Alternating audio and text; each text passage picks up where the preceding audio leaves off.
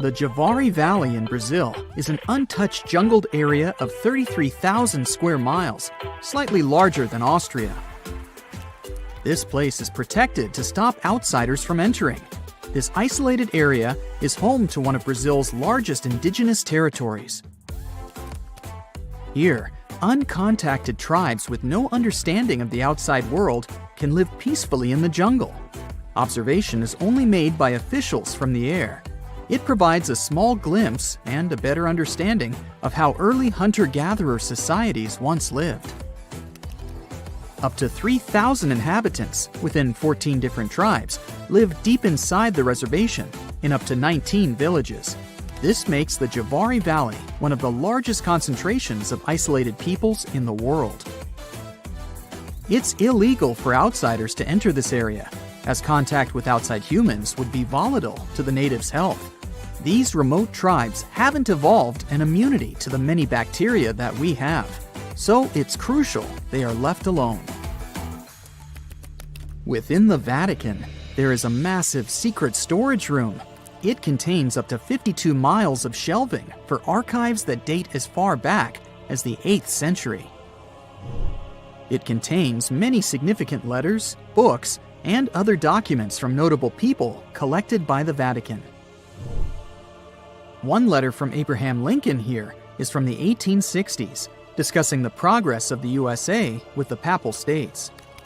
Another is from Queen Mary of the Scots when she sought help from the Pope in 1587. And there are even documents regarding the trial of Galileo in the 17th century, as he questioned the true movements of the Earth moving around the Sun. There are 1,200 years of documentation regarding world events. However, most of it is secret, as access is only provided to academic researchers. And to be one of those, you will need to be the minimum age of 75 and must renew your request for access to the room every 6 months. And even then, while you poke through the secret documents, you are under constant supervision of the Swiss Guard. With so much secrecy, it would be interesting what else could be hidden in these confidential documents. Halfway between Hawaii and Australia lies the lonely Howland Island. It has a long history of being an isolated and unforgiving location. Since 1857, miners spent 2 decades extracting bird droppings that were centuries old, a valuable fertilizer at the time. The island was abandoned until 1935, when the USA attempted to make a colony there. They were excited to build its first airport. They expected it would one day be a great location for a stopover flight, creating an easier connection from Australia to California. A flight path had even been prepared on Howland Island for the arrival of Amelia Earhart. It was all set up as a landing point for her circumnavigational flight of the globe.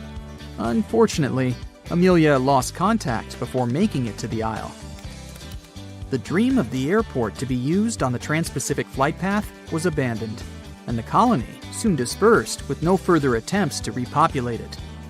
But the island is now a protected reservation for the fragile ecosystem that surrounds it. It's visited once every 2 years to assess the regeneration of wildlife, and no one is allowed to enter without official authorization.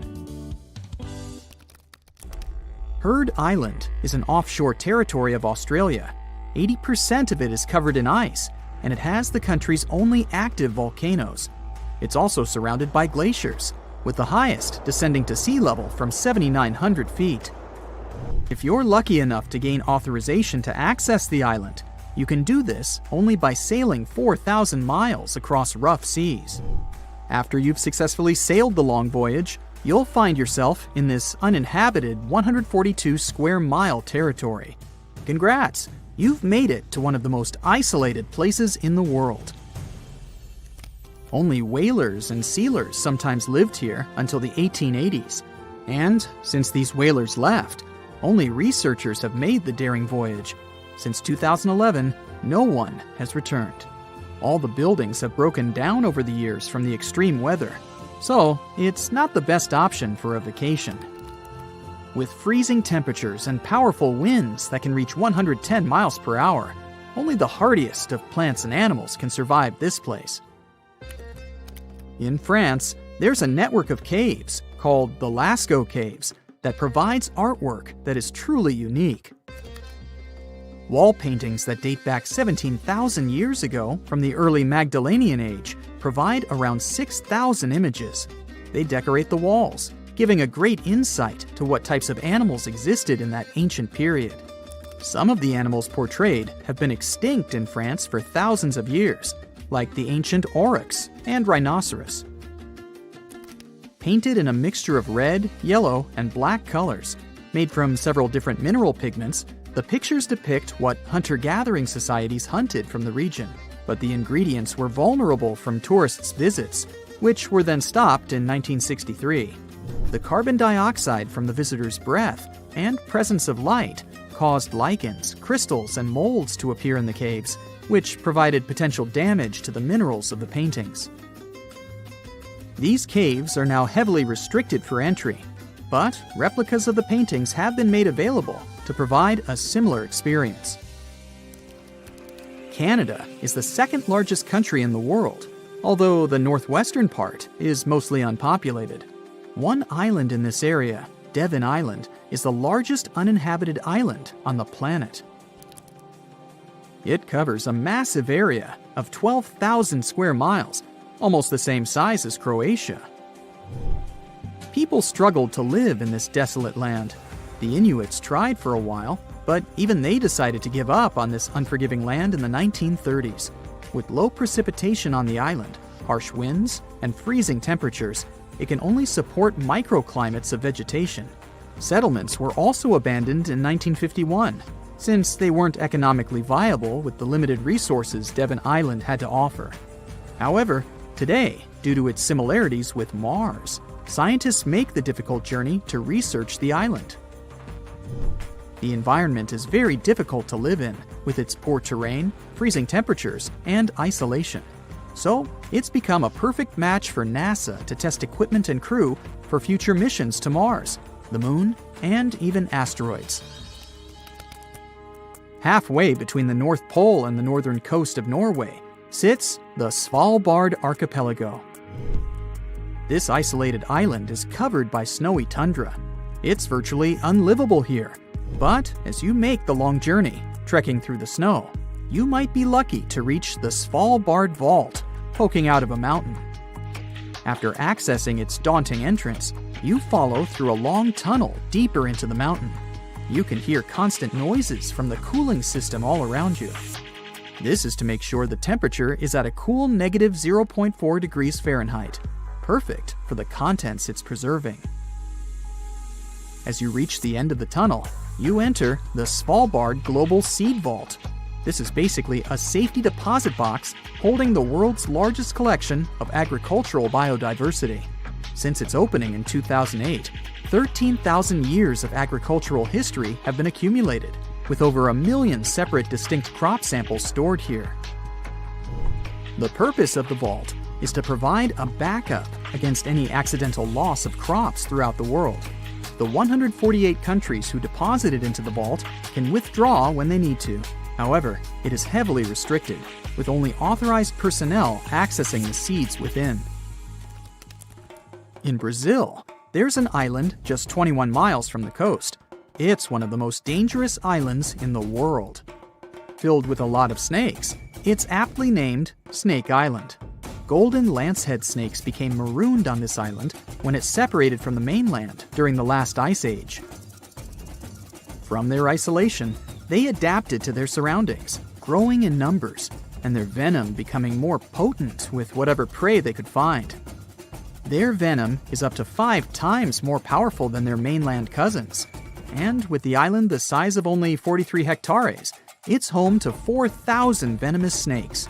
That's at least 1 snake per square foot. The island is restricted due to the highly venomous residents. Only officials and researchers observing the snakes are allowed access.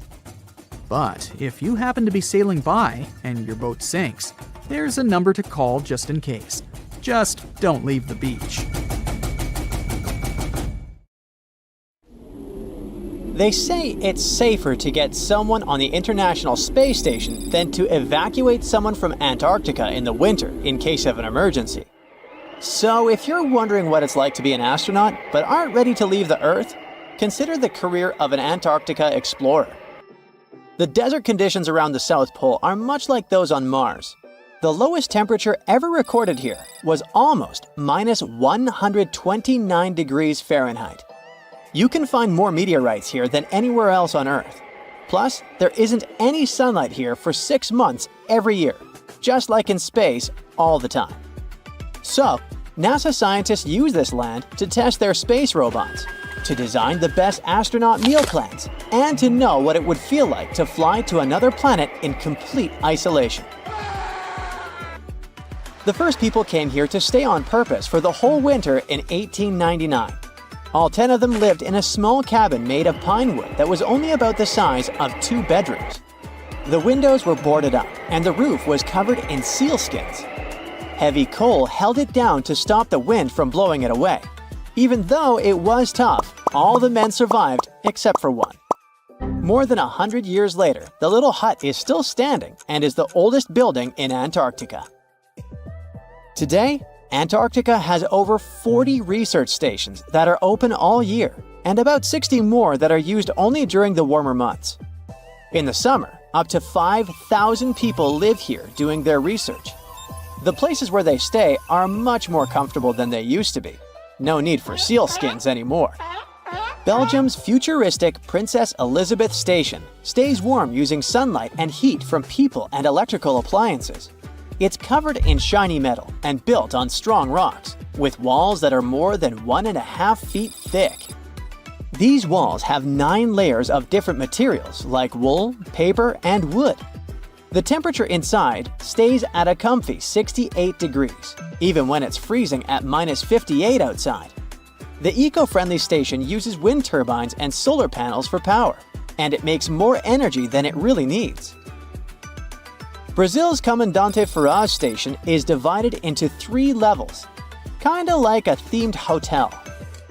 The top part is 30 feet tall and has bedrooms, restaurants, and other facilities to live comfortably. The middle part, which is almost 20 feet tall, is used for science experiments and maintenance. The lowest part, about 8 feet high, is where they store things and park vehicles. It also has video conference rooms, libraries, and living rooms. The station's height can be adjusted depending on the temperature and melting ice, so it stays safe and comfy for the people living there. This design also helps to minimize the impact on all the wildlife around it. Another interesting station is Britain's Halley 6 Antarctic Research Station, which looks like a robot from Star Wars. It's made up of 8 separate sections. The station sits on tall legs that allow the wind to blow the snow away. This way, it isn't stuck to the ground. The bottom is shaped like sleds, so they can move the station around when needed. This is important because it sits on a huge moving glacier, which slowly pushes it towards the sea. The station sleds let it be moved back regularly for important studies, like observing the atmosphere. This is the first research station that can be fully moved like this. Some scientists don't stay at research stations, but live in tents on the ice for days. They spend around half of the time trapped inside because the wind blows some serious amounts of snow on the tents and blocks the exit. They say it feels like exploring space. One earthly question, though, is how they use the bathroom while out exploring in Antarctica and not at a research station. There aren't any real bathrooms unless you bring or make one. Some explorers use a special tent just for that, or build snow walls or igloos for privacy. All waste has to go with them when they get back to the research station. You can't just leave the waste in the wild there, according to the Antarctic Treaty System that regulates all human activities. It could harm the local environment. So, at the end of the season, they send it back to their home country in special containers. So nothing stays in Antarctica. Each research station gets its fresh water in different ways. In the past, people had to shovel snow and ice into big tanks and then heat it up to melt it into water. Now they mostly pump water from a lake that forms when ice melts and store it in a heated building. On average, one station needs about between 2,500 and 4,000 gallons of water every day. To save water, people can only take 3-minute showers. When water is running low, they might only be allowed to shower every second or third day. Building new constructions in Antarctica isn't exactly easy because of snow that can pile up as high as a one-story building, super strong winds blowing at 85 miles per hour with even faster gusts, and temperatures dropping really low. The weather only allows transportation for about 12 weeks each summer, so some stations take years to finish. Storing everything once it arrives is tricky too, because there's not much space and the weather is extreme. Most materials stay in their shipping containers, and for things that need to stay warm, they bring special heated storage containers. So, architects have to get creative with designs and try to use less building material. India's Baradi polar base, for example, is made from 134 shipping containers. These containers were used to bring the materials to Antarctica, and then they became part of the building itself, covered with a special insulated shell to keep it warm. In the future, scientists might build Antarctic bases that don't need much material from outside at all. In 2009, David Garcia from a Danish company had a cool idea called the Iceberg Living Station. This would be a base with many rooms, big enough for 100 people, dug right out of the packed snow or icebergs that have broken off from the ice shelf. A group of scientists from different countries spent 26 weeks together in the Rothera Research Station. Among them were a couple of Americans, an Icelandic mechanic, a few Germans, some Scots, and a Welsh speaker. They rarely had a chance to contact their loved ones back home because it was too expensive to call on the satellite phone. With just each other for company and not many things to do for fun, they talked a lot, during work, breaks, and while playing pool. They discussed everything, mostly weather, like the wild weather and icebergs. They all used English for communication. Over time, their accents started to change. They didn't notice it at first, but they were part of an experiment where they recorded their voices regularly. They would say the same 29 basic words, like food and coffee. When the recordings were sent to a team in Germany, they found that some of the words were pronounced differently. It was clear that a new accent was starting to form. They started to pronounce the OU sounds in words such as flow and disco differently. We normally pronounce it from the back of the throat, and in their case, it shifted to the front of the mouth. 6 months isn't such a long time when it comes to language changes, but such things happen when people are cut off from others. When they talk to each other a lot, they remember how the other person sounds and start copying it without even realizing it. This could help us understand why American and British English became so different.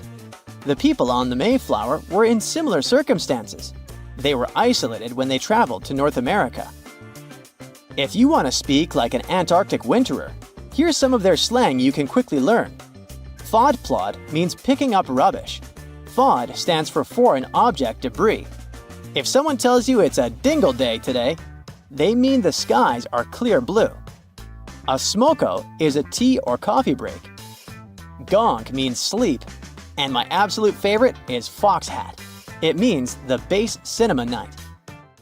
We've all dreamed of visiting the Arctic and witnessing the natural wonders of polar bears frolicking on ice floes or the aurora borealis dancing across the sky. Well, sorry to break it to you, but you won't find any tourists flocking to Antarctica anytime soon. Why, you may ask? Let's dive into it. First off, where is Antarctica? It's located in the southern hemisphere, specifically at the South Pole. The Southern Ocean surrounds it, and most of the continent is covered by ice, making it one of the most remote and frigid places on Earth. Now, have you ever met someone who's visited Antarctica? Probably not. It's one of the least visited places on the planet, and only a handful of lucky explorers have seen its interior, which is mostly made up of glaciers and ice fields. But trust me when I say the wildlife and scenery are out of this world. Why shouldn't you travel to Antarctica? Well, for starters, the environment is incredibly fragile and can be easily damaged. Plus, there are no native human populations on the continent, so your travels would essentially be like visiting an uninhabited island. And let's not forget that it's also one of the most expensive destinations to travel to. Despite all that, Antarctica is not exactly guarded like a fortress. But there is an international agreement called the Antarctic Treaty. This treaty was negotiated to prevent any unwanted activity on the continent and bans some forms of testing done there by member states. But the primary reason we can't just waltz into Antarctica is that it has a delicate ecosystem that needs protection. The treaty states that Antarctica should be used for peaceful purposes only and should be free from any human activity that could harm the environment. Scientists are still learning about the continent's unique ecosystem, and our activity and machines could disrupt the delicate balance that exists there. If you're still itching to go to Antarctica, getting permission isn't exactly a walk in the park. U.S. citizens, for example, need to complete a special form and send it to the Office of Ocean and Polar Affairs. And once you're there, you'll need to follow some strict guidelines to protect the environment, like not disturbing any wildlife or taking souvenirs like rocks, plants, or animals. Now, technically, can you live in Antarctica? While there are no laws banning people from living there permanently, it's a very inhospitable environment and unsuitable for human habitation. Temperatures can reach -76 degrees Fahrenheit and below, making it nearly impossible for anyone to survive without the proper equipment and experience. Plus, the nearest piece of land is over 1,000 miles away, making any inhabitants completely cut off from the rest of the world. Who knows? Maybe one day we'll get the chance to visit this unique and fascinating continent. But until then, let's admire it from afar. Let's now talk a bit about the discovery of Antarctica. Unlike other places that were already inhabited, Antarctica never had a native human population. Ancient Greek philosophers had an idea about the continent and called it Antarctos, meaning opposite the bear. The bears it refers to are not the polar ones, though, but rather the Great and Little Bear constellations, which are only observable in the northern hemisphere. As a result, the term signifies the opposite of the land of the bear. Whaling and sealing voyages in the late 1700s and early 1800s would venture further south when rounding Cape Horn at the tip of South America. It was known that going further south often meant stronger winds, but also the risk of hitting floating ice of all sizes and of winds and seas that could prove dangerous to the ship and crew. Captain James Cook was the first to cross the Antarctic Circle on January 17, 1773, in the Ross Sea region. He reached a point further north a year later, and though he didn't sight land, he came to within 50 miles and saw deposits of rock held in icebergs, indicating that a more southerly land existed. The first sighting of Antarctica is widely acknowledged to have taken place in January of 1820, during the voyage of two ships under the command of Captain Fabian Gottlieb von Bellingshausen, as part of a 2-year exploratory expedition around the world to discover new lands. The captain's ships were the first to have crossed the Antarctic Circle since Cook. The first undisputed landing on Antarctica didn't happen until much later, on January 24, 1895, at Cape Adare during the whaling voyage of the ship Antarctic, led by Henrik Bull. A small boat with 6 or possibly 7 men on board rowed ashore during calm conditions. You might not believe it, but Antarctica is actually a desert. With all that ice, you'd think it'd be like a winter wonderland with snowball fights and hot cocoa all day long. When we think of deserts, we picture camels and cacti and people struggling to find water. But in Antarctica, it's a whole different story. The struggle isn't to find water, it's to find anything that's not covered in ice. And the average rainfall has been just over 0.4 inches in the past 30 years. That's like a few drops of rain compared to what we're used to. So technically, it's not the dunes or sizzling heat that makes a desert, well, a desert. It's the lack of precipitation. But don't worry, if you ever find yourself lost in Antarctica, you won't have to worry about getting thirsty. Just make sure you bring a jacket and some mittens, because it's cold enough to make you into a popsicle. Not only is Antarctica one of the driest places on Earth, but it's also the coldest, the windiest, and the highest. Talk about overachieving. the penguins and scientists down in Antarctica have at times found themselves in a bit of a pickle when it comes to time. You see, unlike the rest of us on this big blue planet, there is no Antarctica time zone. All the lines of longitude meet at a single point at the South Pole, making it a bit of a head-scratcher when trying to figure out what time it is. Now, you might be thinking, but how do the scientists and researchers keep track of time down there? Good question. They typically stick to the time zone of the country they departed from. However, with stations from all over the world on the Antarctic Peninsula, things can get a little wacky. Imagine trying to coordinate with your neighboring countries without accidentally waking them up in the middle of the night. You might think that not much could survive in a place where the temperature is extremely cold, the sun barely shows up, and the wind could blow you away faster than a tumbleweed.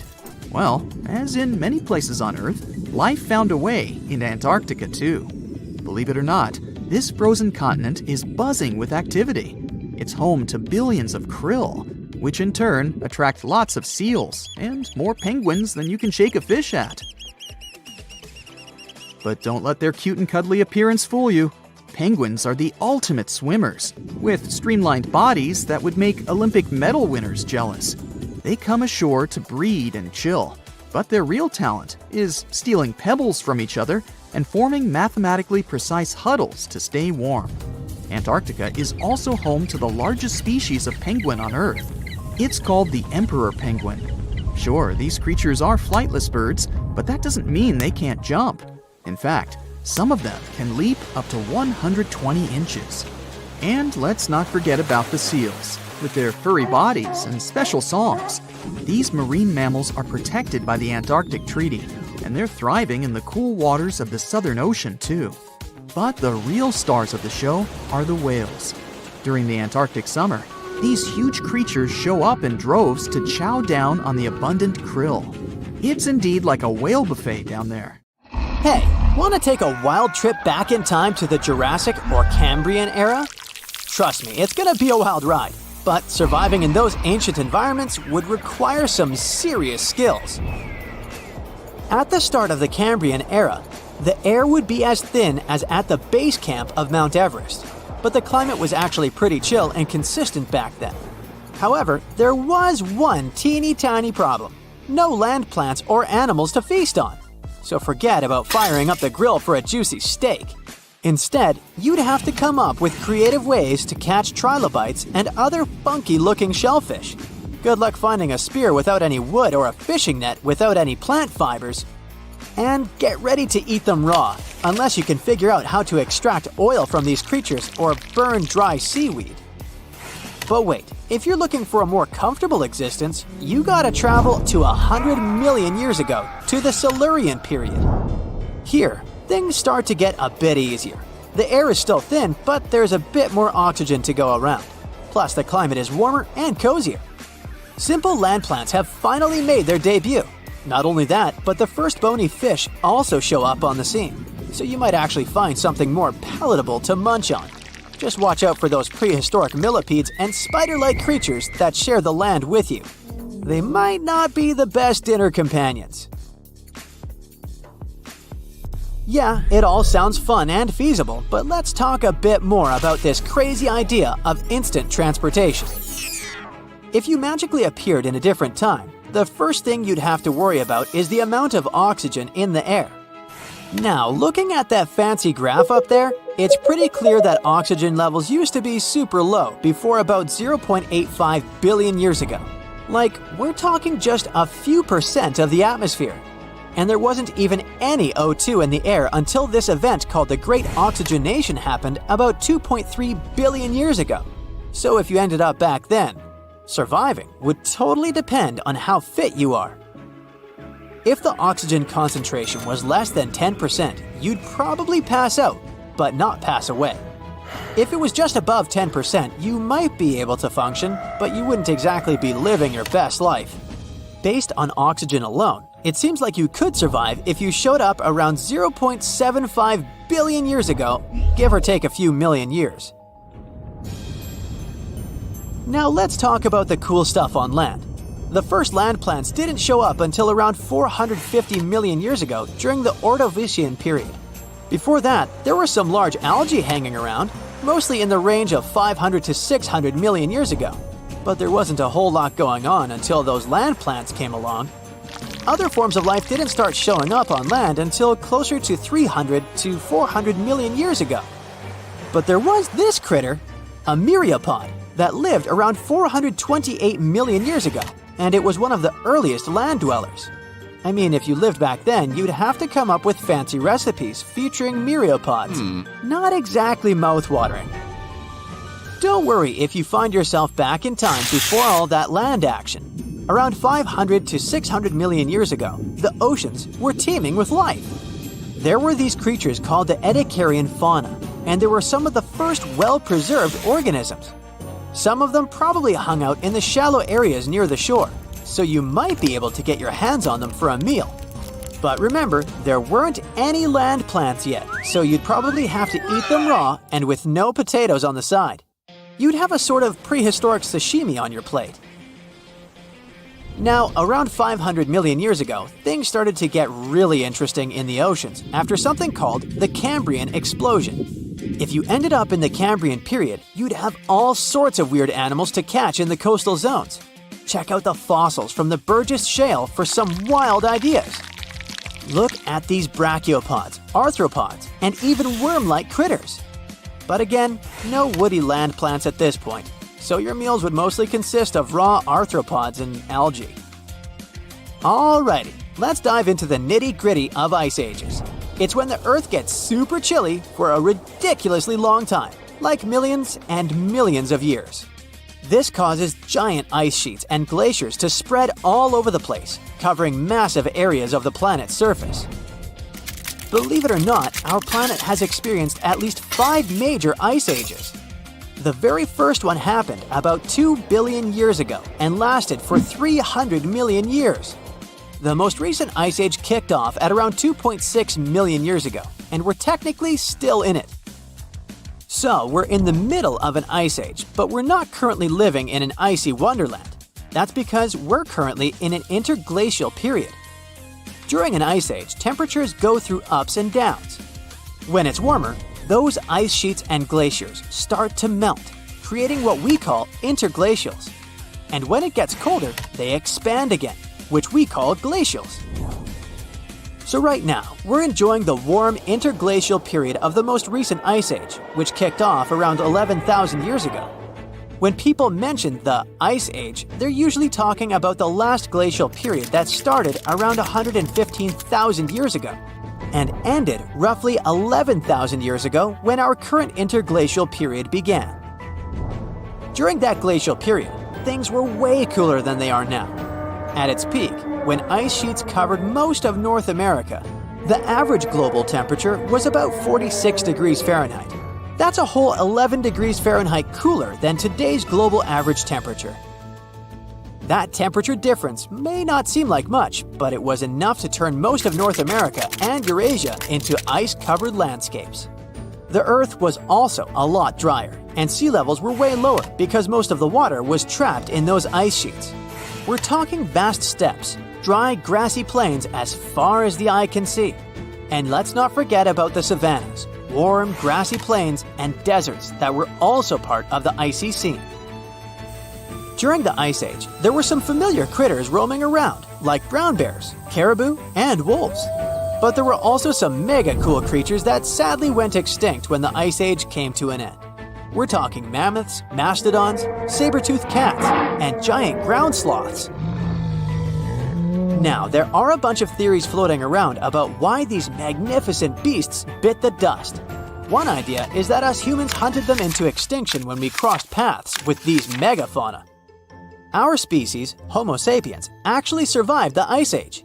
We've been kicking it on this planet for around 300,000 years now, starting out in Africa and then spreading our awesomeness all over the globe. Some of our ancestors stayed put in Africa and didn't experience the full icy effects. Others ventured into different parts of the world, even braving the freezing cold of Europe's glacial environments. But we weren't the only ones out there. At the beginning of the Ice Age, there were other hominids, our closer relatives, scattered across Eurasia. We had the Neanderthals chilling in Europe, and the mysterious Denisovans hanging out in Asia. Sadly, both of these groups seems to have vanished before the Ice Age wrapped up. Now there are countless theories about how our species managed to survive the Ice Age while our hominin buddies didn't make it. Some believe it's because we're ridiculously adaptable and used our social skills, communication, and nifty tools to our advantage. And get this, humans didn't just hunker down during the Ice Age. Nope, we explored new territories and made ourselves at home. For the longest time, folks thought humans didn't set foot in North America until after the ice sheets started melting. Fossilized footprints discovered at White Sands National Park in New Mexico prove that humans have been rocking it in North America for at least 23,000 years, right around the peak of the last ice age. So what comes to your mind when you hear the word Antarctica? Most likely, cold, snow, ice, and penguins. Yet, this is one of the least explored regions in the world that hides many strange and unique things. Check them out. You don't have to go to Antarctica to see this weird thing.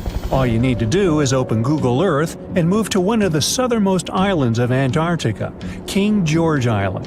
Recently, internet users have noticed a large and pretty strange cave entrance there. Where does this wide, dark passage lead? People started making suggestions. It's the entrance to a secret base or some laboratory. This is the part of the spaceship that crashed there thousands of years ago. This is the door to the ancient city of Antarctica. Perhaps there's a giant rock mountain with an ancient cave beneath all this snow and ice. Well, there's some ideas. Users have calculated the approximate dimensions of this cave. It might be about 74 feet high and 250 feet wide. You could hide a Boeing passenger jet in there. Nature probably created this entrance. This is a logical explanation, but there are two strange factors. First, take a look at the foot of the mountain. It seems that there are steps there. They're dark in color, as if they're made of stone. And if you look closely, you can notice something similar to human footprints. Has anyone entered this cave? Or maybe someone is still living there now. The second oddity is the disappearance of the mysterious finding. For the first time, people noticed it in a Google Maps snap in 2007. Then the entrance disappeared. Then it reappeared a few years later. After that, it vanished. And in 2022, people saw it again. Perhaps old snow melts, a new layer falls, and then the wind blows it away and the cycle repeats. But the alleged steps leading deep into the cave make one doubt the natural origin of this tunnel. You can easily find the coordinates on the internet and visit the cave via Google Earth. You might see something there and tell the world. There's another strange thing people discovered with the help of Google Earth. In 2020, one user found a strange object that looked like a giant ship 100 miles off the coast of Antarctica. It was covered with ice and snow and lying on its side. It looked like a cruise ship. You could notice the windows, the deck, and the bridge. But not all people agreed with this. Some claimed it was a spaceship. Others said it was some kind of secret building. The user who first noticed the ship stated that its size was about 400 feet, which is the perfect length for a passenger vessel. But what is this ship doing in such a remote place in the middle of a glacier? How did it get here? Who was its captain? No one has found the answers to these questions yet. In 2016, people using Google Earth discovered a photo of an unknown sea monster floating off the coast of Antarctica. This creature resembled a giant squid with a length of about 200 feet. This is slightly shorter than 3 train cars. Just imagine this kraken swimming in Antarctica's dark, icy waters and dragging to the bottom everything it meets on its way. Maybe it's the great and terrible Chulu, or one of its offspring. You will quickly notice this blood-red waterfall among Antarctica's endless, dazzling white landscapes. Don't worry, it's not blood. For many centuries, the waterfall has been painting snow in a bright red color. The stream flows straight out of a white iceberg. Let's look inside and find out what's happening there. Millions of years ago, there was a small crystal-clear pond. but then a glacier formed around it. A thick layer of ice and snow blocks sunlight, heat, and oxygen access. For millennia, the reservoir remained in this cold vacuum. But at one point, the water made a hole in the icy wall and broke out. When this salty water comes into contact with oxygen, it immediately turns scarlet or rusty. Antarctica is the only place where you can find such a unique natural phenomenon. One of the driest places on Earth is located in Antarctica. It's one of the most lifeless deserts in the world, the McMurdo Dry Valleys. In this desert, you won't see the scorching sun, hot sand, and cacti. A desert means a place with a lack of precipitation and life. The McMurdo Dry Valleys meet these parameters. But this place is also unique for Antarctica, since you won't find glaciers there. Despite the frost, ice can't form in the desert because it hasn't rained for millions of years there. It also never snows. A strong wind coming from the mountains reaches speeds up to 200 miles per hour. It would be difficult for you to stay on your feet there. The wind is filled with moisture. It heats up and evaporates all the liquid and snow in the desert because of its high speed. Only dry air reaches the ground. But you can find several lakes there. They don't freeze, only thanks to the high concentration of salt. The water is so salty that large life forms can't develop there. But scientists have found microscopic organisms near the lakes. 20 million years ago, Antarctica was filled with swamps, trees, and swarming with insects and animals. But now, it resembles the surface of Mars, literally. Scientists and astronauts are exploring such regions as the McMurdo Dry Valleys, since the natural conditions there are similar to those on the Red Planet. So, before you go to Mars, you can practice living in similar places on Earth. Also, scientists discovered an underwater world in the Antarctic filled with hundreds of amphipods, crustacean animals similar to shrimp. Wait a minute, it happened in the Antarctic? But the McMurdo Dry Valleys are located in Antarctica. Well, the words are very similar, but what is the difference? Oh, and don't forget the Arctic. The Antarctic is the region in the southernmost part of Earth that houses the continent of Antarctica, and the Arctic is another land altogether. They have the same natural conditions, frost, ice, and snow, but they're located in different parts of the planet. The Arctic is at the North Pole, Antarctica is at the South Pole. Now, back to the discovery. Scientists put forward theories that the ice of the Antarctic hides a vast network of freshwater rivers and lakes. And in 2022, they found a new ecosystem. Researchers explored the Antarctic Ross Ice Shelf and its underwater rivers. This is a massive piece of ice floating in the ocean. A team from New Zealand used a special drilling rig equipped with a hot water supply to drill a hole 1,640 feet deep. That's more than the height of the Empire State Building. Then, they lowered some video cameras and saw thousands of crustaceans swimming in different directions. So it seems they're very unorganized. In the waters of the Antarctic, you can also meet some of the scariest creatures on the planet. These are sea spiders. They got this name because they resemble land spiders, but they're actually a species of marine arthropods. And unlike land spiders, those in the ocean are much larger. They look like 8 strong legs without a body. One such spider can be a dinner plate in width. Some of them have no eyes and have proboscises instead of jaws. Sea spiders are poorly studied because they live in deep, cold waters. Antarctica hides many little-known animals. There are long tunnels in its glaciers leading to scary darkness. On this cold continent, people have found the remains of giant dinosaurs and other ancient creatures, such as the ancestors of modern ducks. Many underground rivers and lakes hide unexplored wildlife. Even the ice here can be weird. Take a look at these striped icebergs. They have blue, black, green, and turquoise shapes. The color depends on the conditions of the water during freezing. For example, green lines appear because of algae. Blue ones form when the water freezes too quickly. Okay, I'm freezing. Time to go thaw somewhere warmer. Hawaii. Yeah. Antarctica is the most remote continent on the planet. It has 90% of the world's ice, but it's considered a desert because the annual rainfall is only about 8 inches. You'd probably never think it was a desert if you look at it, since it's white and full of wildlife. But Antarctica is not only what it appears to be on the surface. There is so much hidden beneath it, and even above it. Atlantis has long been a mystery for humankind. Did it ever exist? And if yes, where was it located?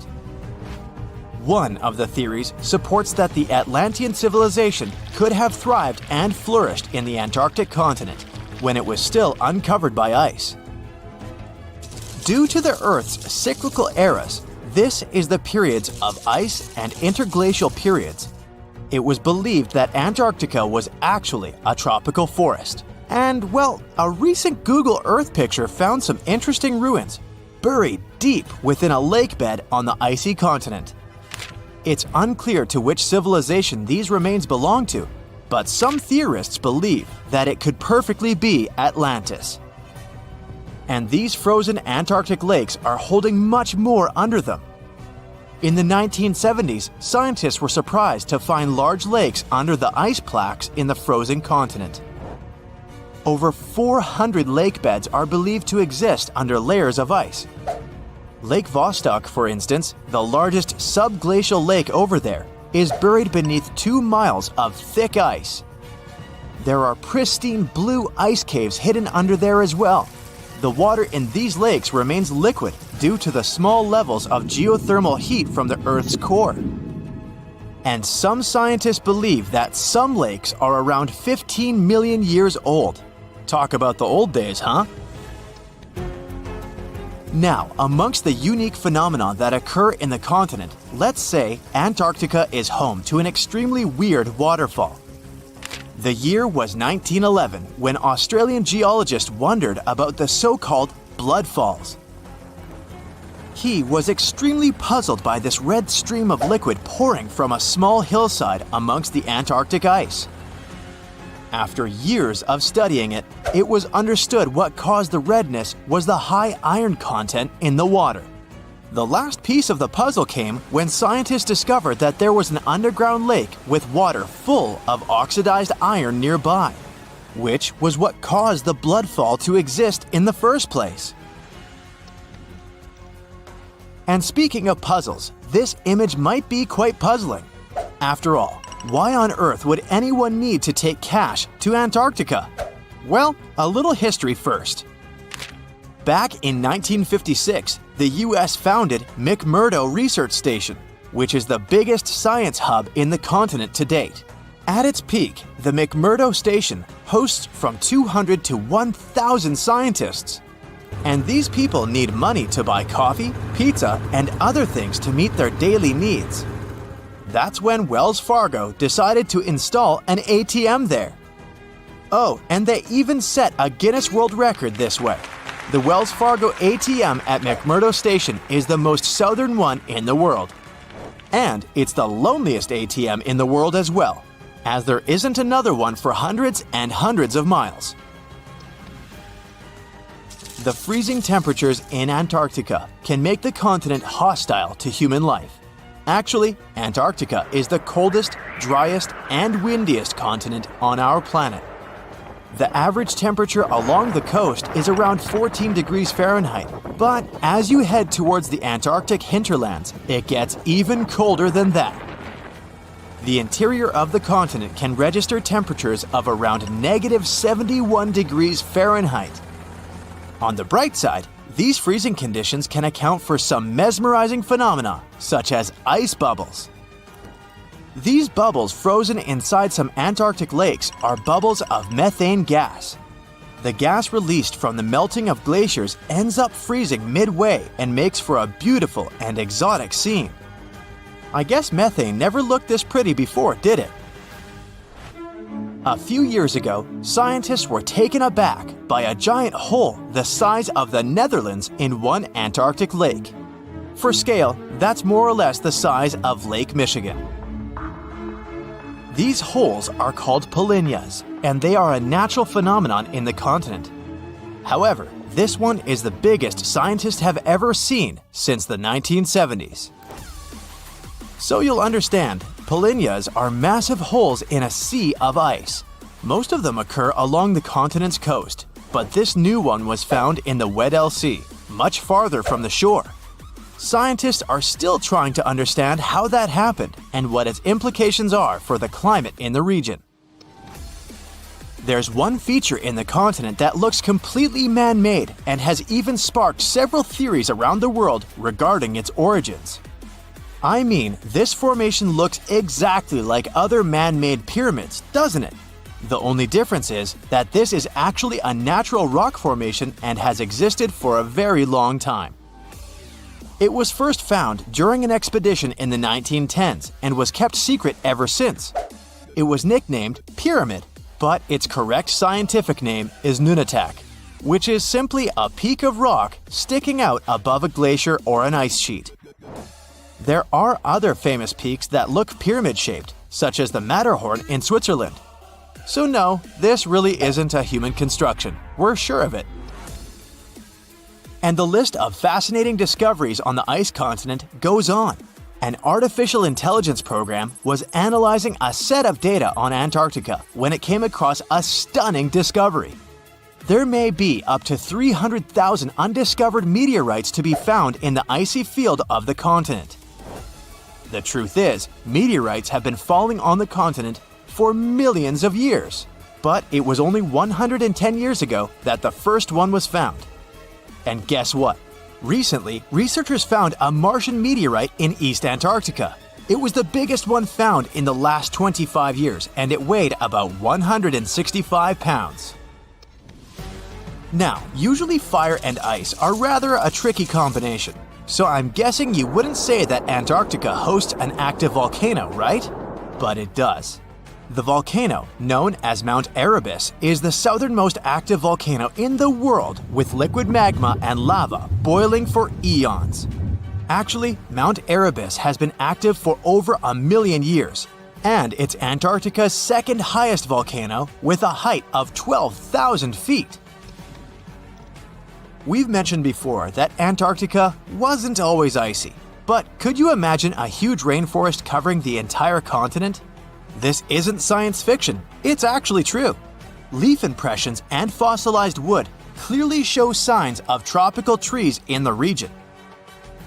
Fossil research has also revealed something magnificent. Antarctica is home to the oldest worm in the world. According to National Geographic, sperm fossils found in Antarctica reveal a long-extinct species of worm that is around 50 million years old. Scientists claim that this discovery is beyond important to studying some evolutionary relationships and say that this was only possible due to the freezing of such samples for thousands of years. Antarctica is a continent rich in biodiversity. Penguins, polar bears, and seals are just some of the animals we know that exist down there.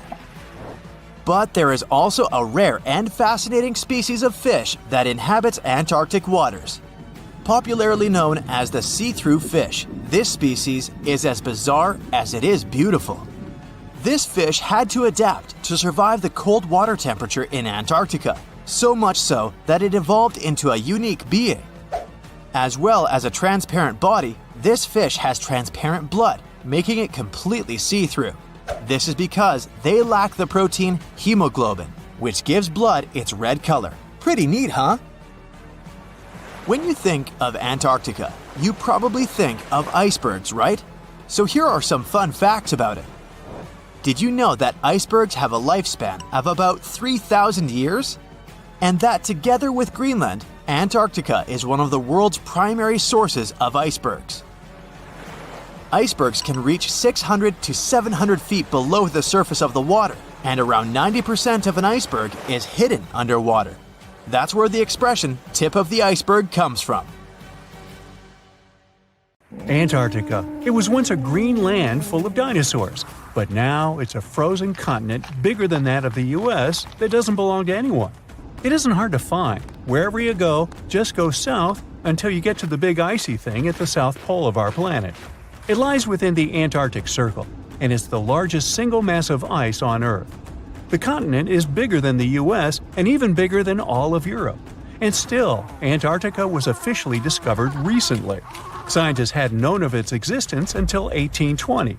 After the discovery, it took another 2 decades to confirm it was a whole new continent and a few more decades after that to decide on a name.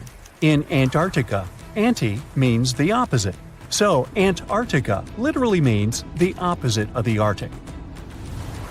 Now, even before scientists discovered the land, ancient Greeks already theorized that there must be a southern continent to balance out the Arctic in the north.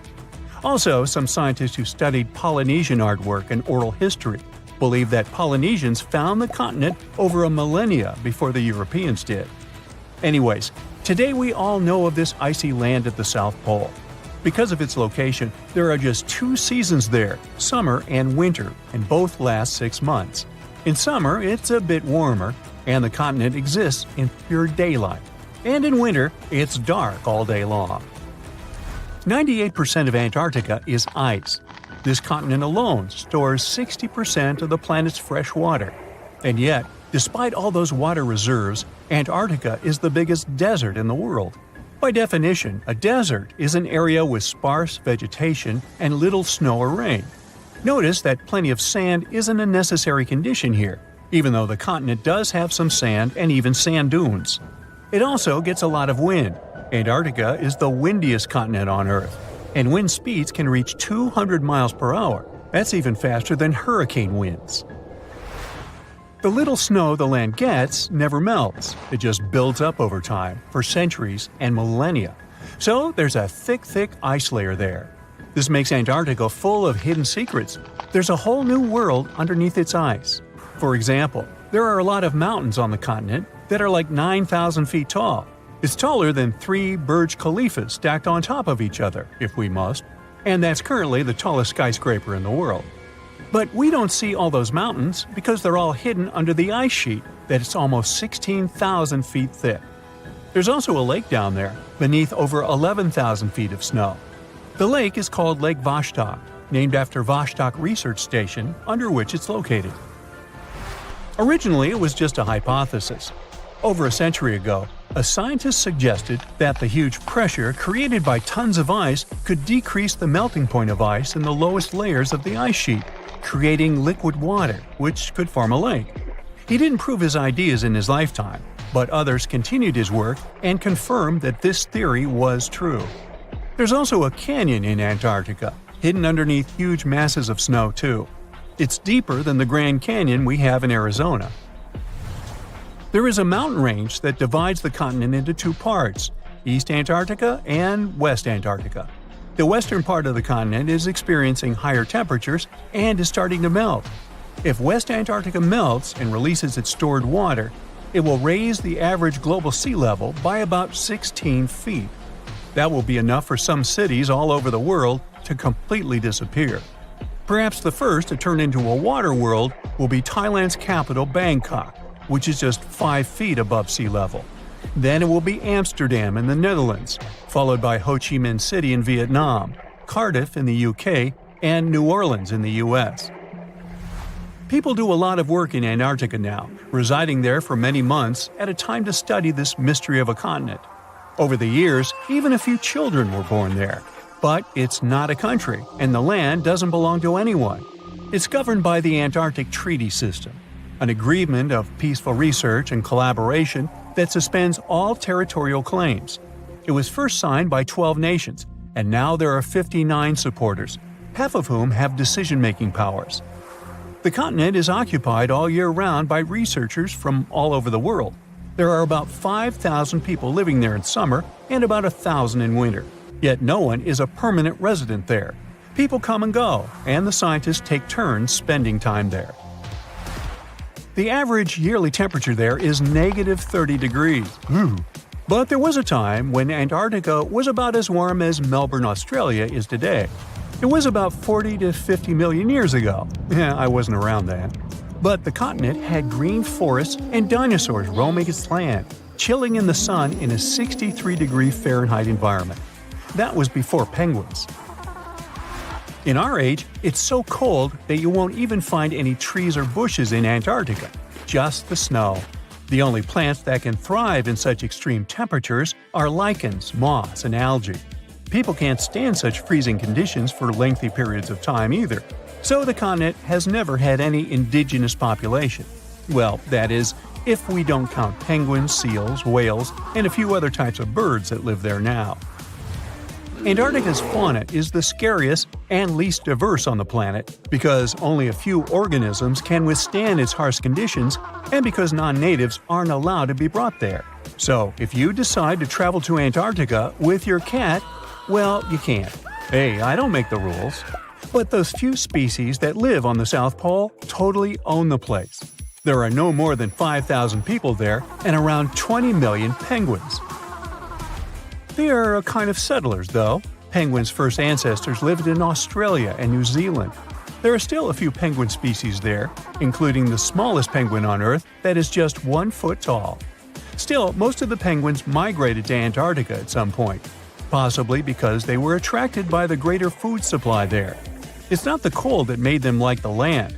It turns out, most penguins leave the continent when the summer ends. The only ones that stay there are male emperor penguins, and they do it to warm and protect eggs left by their mates. But where do all the other penguins go? At first it was a big mystery even to scientists, but then they attached some tiny location devices to the legs of a few of these animals and figured it out. Penguins go to live in the southern oceans while it's too cold in Antarctica. None of them go ashore for half a year until they get back to the continent. When they come back, it's when those eggs, left for male penguins to nurture, start hatching, and so penguin families can be together when it happens. Penguins eat different fish, and the ocean is full of those despite its cold temperature. In some areas, water can reach below freezing temperatures because it's salty. But fish don't freeze there because they have antifreeze proteins in their bodies.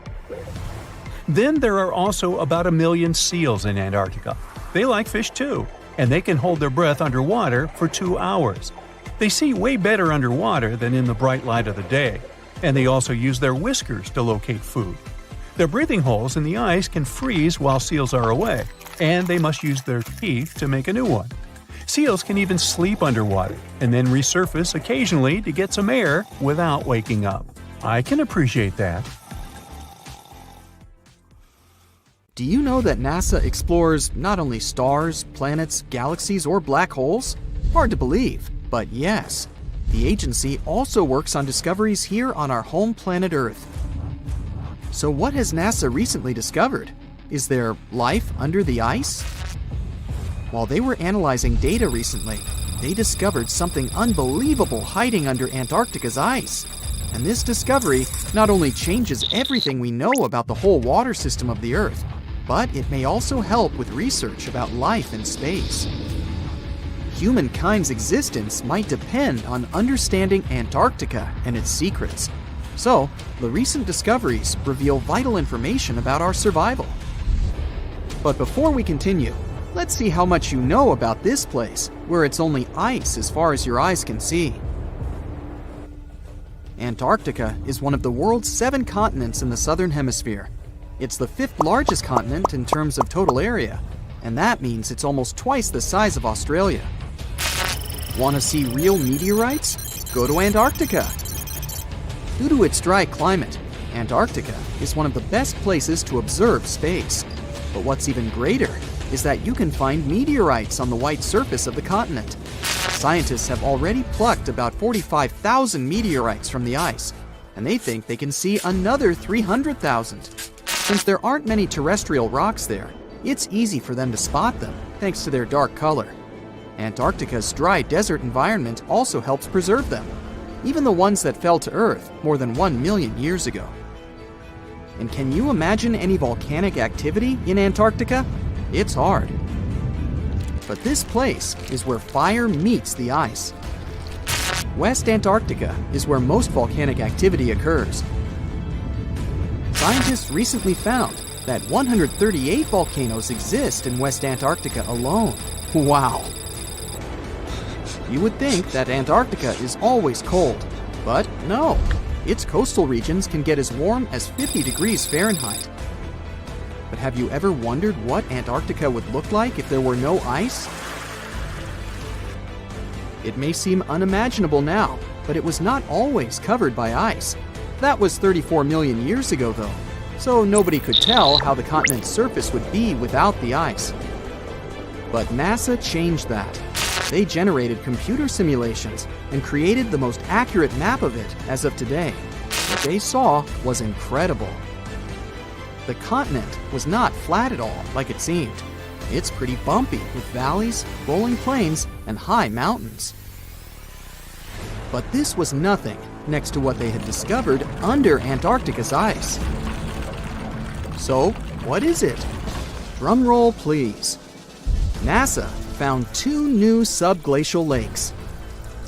And what's even cooler about it is that they spotted these lakes from space. How is that?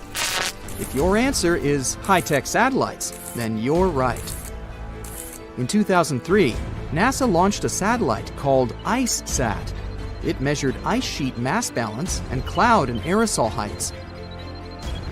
The satellite also helped create the ice-free map of Antarctica. In 2010, the European Space Agency launched the second satellite, CryoSat-2. It was for tracking the changes in the thickness of the ice. Then, in 2018, NASA launched the third one, IceSat-2, a follow-on to the IceSat spacecraft. It measured ice sheet elevation and sea ice thickness. It was NASA's most advanced Earth-observing laser instrument. It delivered the highest precision data. And when that was combined with the data from the other satellites, it was possible to spot these 2 new lakes near a pair of larger ones. But how is it possible that these lakes exist in the first place? The average thickness of most Antarctica ice is approximately 1.2 miles. However, it can get over 1.8 miles thick in some places, especially during the winter. So, you might think that there's nothing under there, but science says otherwise. It's not quite possible to see it with your bare eyes, but the continent's ice is slowly but constantly flowing in different directions under the force of its weight. But scientists could not figure out how water moved for many years. That started to change in 2007, when data gathered from the IceSat provided insight into what hides beneath the surface. They first discovered an entire network of meltwater lakes connected under Antarctica's fast-flowing ice streams, and there were hundreds of them. Scripps Institution of Oceanography glaciologist Helen Amanda Fricker figured that the elevation changes measured by IceSat happened because of the dynamics of these lakes. They did not hold meltwater statically. Instead, they were filling and draining continuously over time through a system of waterways. And as they did that, the ice above rose and fell. But where do they drain? The ocean, of course, and it drains a lot. A recent study, co-authored by Fricker, found that the drainage of one lake flushed as much as 198 billion gallons into the ocean in only 3 days. Countless mysteries about how nature works are still waiting to be solved. But finding the 2 new lakes will give scientists a better picture of how fast the Antarctic ice sheet will change as the climate gets warmer, and how this will affect global ocean currents and sea level rise. The filling and draining cycle of the lakes also caused the ice sheet to suffer cracks and crevices. So, the information they find from these new lakes will also give them a better understanding of the damage on the surface of the ice. They will also be able to assess how this filling and draining system influences the speed at which ice slips into the oceans and seas. And that means they can evaluate how the added freshwater may alter marine ecosystems. This discovery may also suggest whether life is under the ice. Wow! Scientists drilled through about 3,504 feet of ice and found that water samples taken from one of the lakes contained approximately 10,000 bacterial cells per milliliter. Such a high number of bacterial life is a good sign, because that means the icy waters might also support higher life forms, such as microanimals, and one of these new lakes might even be their home. But the most exciting thing is that the new lakes might help them understand whether life on other planets is possible. Scientists believe any life below the frozen surface of the planet Mars might follow the patterns seen in Antarctica's lakes. So, there is a possibility that they might find critical new information on the type of life that may have existed on the red planet. You wouldn't want to be there during the winter, though. The lowest temperature on Earth you can experience is negative 128 degrees Fahrenheit. In 2010, there was an even lower temperature of negative 135 degrees Fahrenheit. And you may feel this cold much worse due to the strong and dry winds. Did you know that the size of the ice surface on Antarctica also changes throughout the year? It's about 1.2 million square miles during the summer, but when it's winter, it grows to 7.3 million square miles. Yet, despite the change, it remains the largest piece of ice on Earth. Sorry, Arctic, you lose. Do you know these cute little penguins? Consider these animals the locals because there is no native population in Antarctica. It's a no man's land because no single country owns it. But do you know who really owns it? 5 different species of penguins, seals, and killer whales. Ha. Despite the continent's harsh conditions, you can visit it as a tourist for fishing and research purposes. Around 5,000 people reside on the continent during summer at research stations. But when winter comes, the number naturally drops down to 1,000. Antarctica's ice blanket makes up 70% of the world's freshwater reserves. Imagine what would happen if it melted. The global sea levels would be raised by almost 200 feet. There's not much to do in Antarctica except scientific work. You could check out the wildlife, like some cute penguins and seals. And you'd get to see the occasional whale swimming around. Antarctica is one of the biggest lands out there that's only inhabited by scientists and researchers from all over the world. These scientists dug a hole through some pretty thick ice to study the ancient air and how the atmosphere cleans itself. They used a special drill and dug a clean cylindrical hole 450 feet below the surface. Some of this ice can be up to 800,000 years old and is a good indicator of what the climate was like in the past. It's like checking out tree rings to determine how old a certain tree is, except it's more complicated than that. After the effortless digging, they decided to drop some ice to the bottom of the hole to see what would happen next. They heard some really unusual sounds.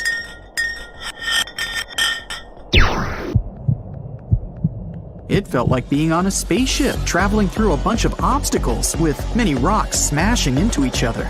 The pitches changed over the quick descent of the block of ice, ranging from high pitch and ending with a low heartbeat-like sound.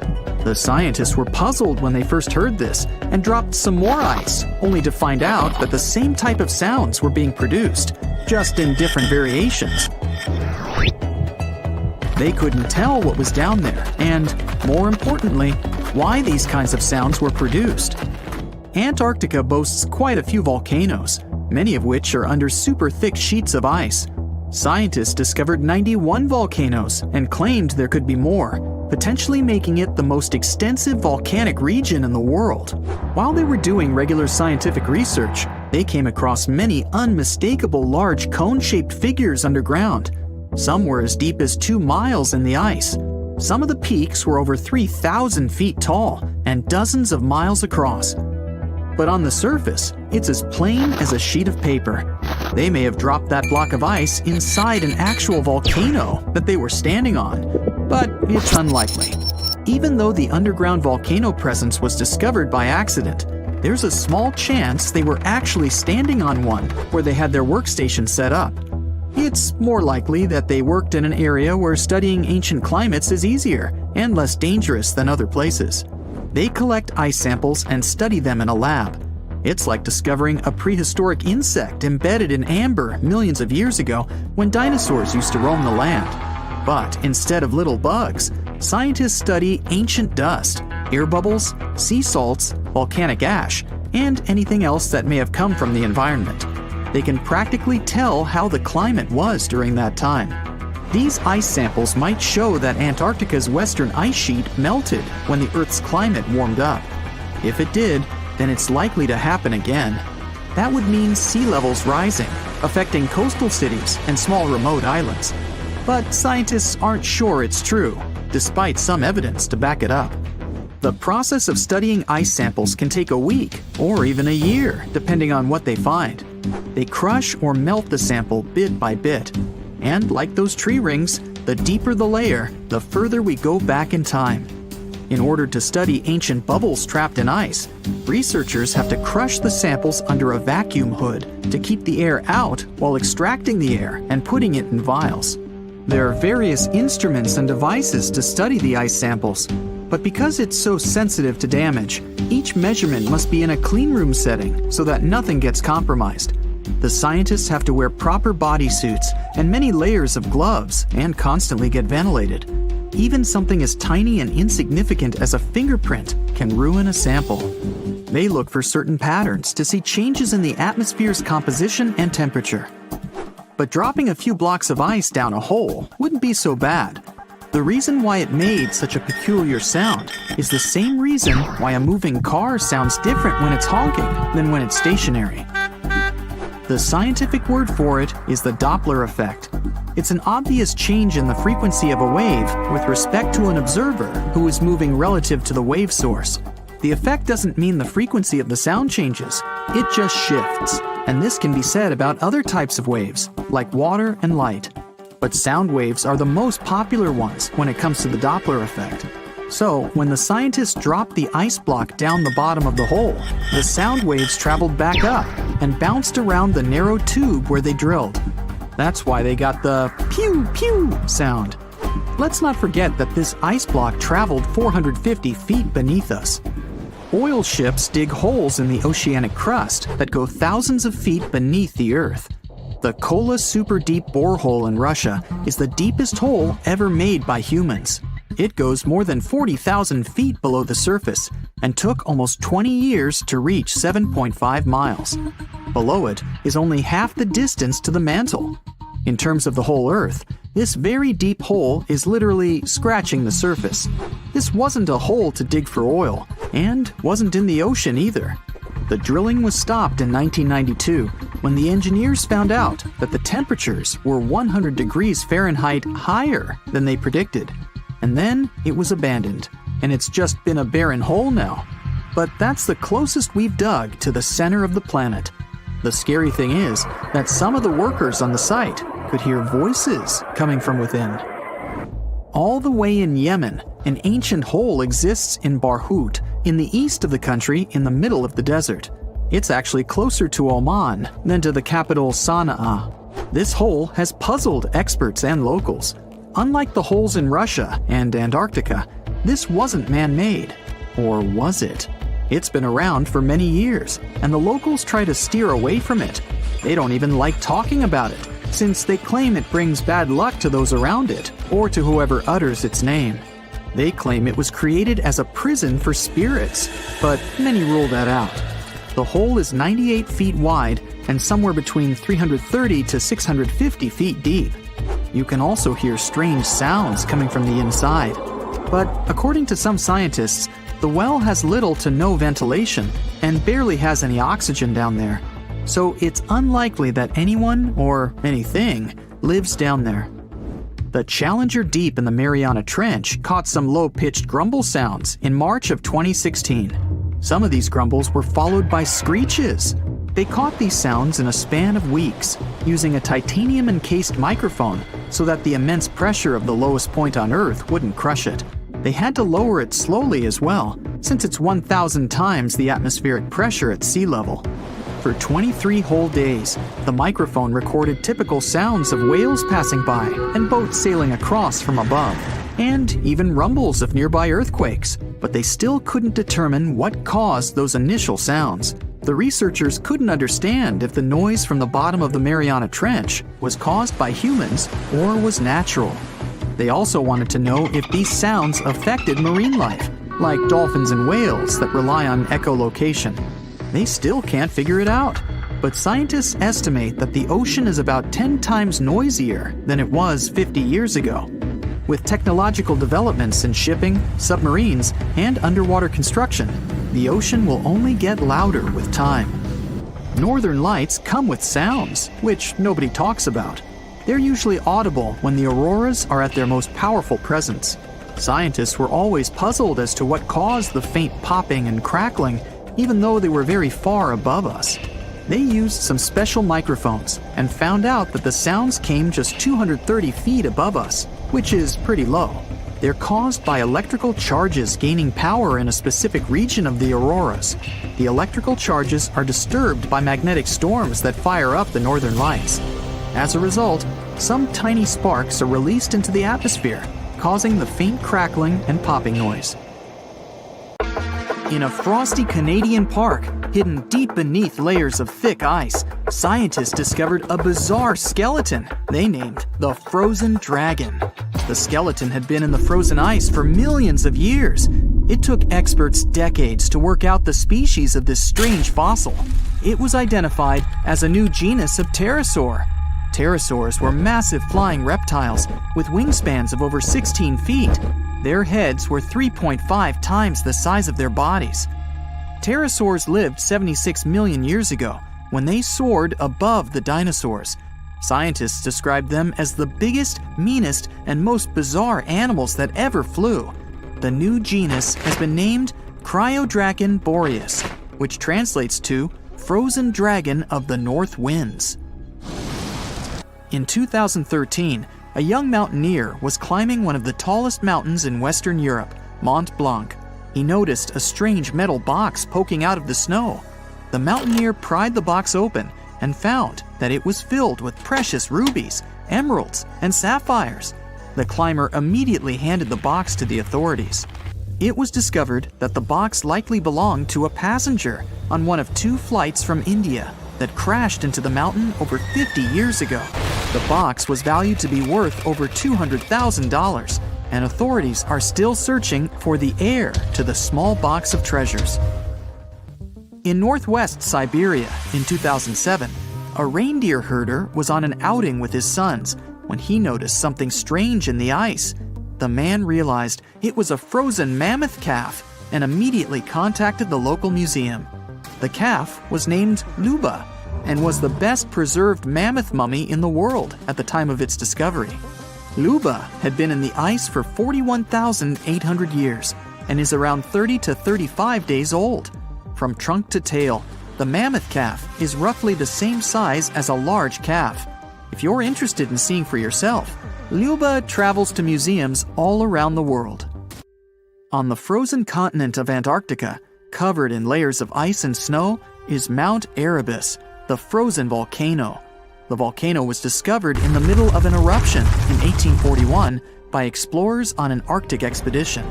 The volcano is over 12,000 feet tall and has been active for the last 1.3 million years. Deep within the middle of the volcano is a huge crater filled with large volumes of molten lava. The volcano has occasional explosions, which means it's classified as being in continuing eruption. However, these eruptions are nothing to worry about because they're generally rather small. Back in 1991, 2 hikers were traveling across the Italian Alps when they stumbled across a body that they presumed to belong to a recently lost hiker. The duo trudged back down the mountain to report their unfortunate findings. Once the remains were recovered, it was clear that the body was not recent at all. Scientists determined that the Iceman was more than 5,000 years old and named him Otzi. The discovery was unlike anything scientists had ever before seen because the body was so well preserved. For years, Otzi was studied by scientists who discovered that our ancestors have a lot more in common with us than we ever knew before. Otzi was covered in ink body art. Research done on the contents of his stomach revealed that his last meal was dry cured meat, similar to the bacon we eat today. Otzi has at least 19 relatives living today, somewhere in Central Europe. Scientists were researching ancient squirrel burrows in Siberia when they came across something interesting. One of the squirrels had hidden away precious seeds deep beneath the ground. The seeds had been encased in ice for 32,000 years. The seeds were for the flower Silene stenophilia, which had long since gone extinct. Amazingly, scientists were able to recover plant tissue from inside the seeds and grow an entire crop of flowers. They've since reintroduced the previously extinct flower to natural habitats all across the world. In 1930, a team of Norwegian scientists sailed around the Arctic Ocean, conducting research on the seas and glaciers. They reached White Island, a dangerous and icy land no human had set foot on before. or so they thought. The scientists were shocked to discover the tip of a small boat sticking out of the snow. Frozen inside the boat, they found scientific equipment and various personal items, including a jacket monogrammed S.A. Andre. They had discovered the wreck of the famous Andre Arctic balloon expedition. In 1897, Swedish explorers, led by Andre, attempted to travel to the North Pole by hydrogen balloon. No one had ever heard from them ever again. People only found out what happened to them when the wreck was discovered 33 years later. It turns out that the balloon had crashed on White Island only 2 days after departing from Sweden. The explorers traveled along the island on a small makeshift boat, but were unable to make it any further. The best preserved woolly mammoth ever found was discovered in an area of permafrost in Siberia in 2010. Scientists named the frozen mammoth Yucca, after the small village near where it was found. Yucca had been frozen for 39,000 years and is thought to have been around 6 to 8 years old. Because Yucca is so well preserved, it has been studied for years and provided new information about mammoths. In 2019, scientists reported that they were able to activate cells taken from Yucca's tissue. Maybe one day we'll have woolly mammoths roaming the land. From looking at pictures and videos of Antarctica, the continent appears to be freezing cold, covered in snow, and flat, except for a few small hills. Scientists believe that too. When studying the Gomburtsev Mountains in the early 2000s, they were shocked to discover that the small rocky hills were actually the peak of a gigantic mountain formation under a mile of snow. Using radar technology, researchers worked out that the mountains are really around 10,000 feet tall and sprawl across 750 miles. This is around the same size as the European Alps, except hidden under tons of ice and snow. At a gold mine in Siberia, a businessman was examining a nearby river when he noticed something interesting in the frost. It was a small woolly rhino calf that was later named Sasha. The woolly rhino has been extinct for 15,000 years. It's thought that Sasha could have been frozen in the ice for up to 39,000 years. Sasha is unique because it's the only full-body woolly rhino to have ever been discovered. Glaciers around the northern Italian town of Pelo have begun to melt. Artifacts from decades and even centuries ago have been discovered pouring out of the ice. Personal belongings from soldiers have been found, things like diaries, photographs, and even love letters. Historians have even uncovered an entire cabin preserved beneath the ice. The cabin was filled with hard metal helmets and clothes. In 1845, Sir John Franklin embarked on an ill-fated expedition to the North Pole. The crew traveled on 2 ships, HMS Erebus and the ironically named HMS Terror. The expedition met with disaster, and both ships were lost to the icy waters. In 2016, the HMS Terror was discovered by a team of researchers. Despite being lost for 170 years, the freezing cold waters had maintained the ship in pristine condition. Scientists described the ship as frozen in time. Dinner plates and glasses were still on shelves, beds and desks were still in order, and even the passengers' luggage appeared to be in good condition. The HMS Erebus was also discovered nearby, but due to changing water conditions, the ship wasn't in great shape. The glacial ice surrounding a mountain passageway in Norway that was notoriously used by the Vikings has revealed hundreds of ancient artifacts.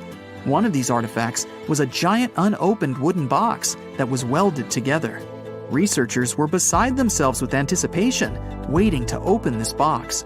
They believed it would be filled with Viking treasures or artifacts that would give us an insight into ancient society. When they opened the box, all that was inside was a plain old beeswax candle. It turns out that this box wasn't actually as old as they thought it was. By analyzing the candle, they discovered that the box dates back to the 17th century. The age of the Vikings had ended by the 11th century. It's likely that the candle box belonged to a farmer who was shipping it from his summer farm to his winter farm to light up the long nights.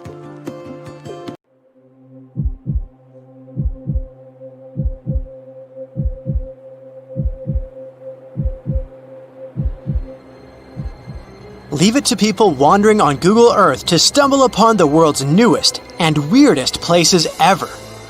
like this mysterious pyramid discovered in Antarctica. Soon enough, the internet blew up with all sorts of theories regarding this unusual shape. Could it be a sign from a different life form? Is this pyramid indeed natural, or is it man-made?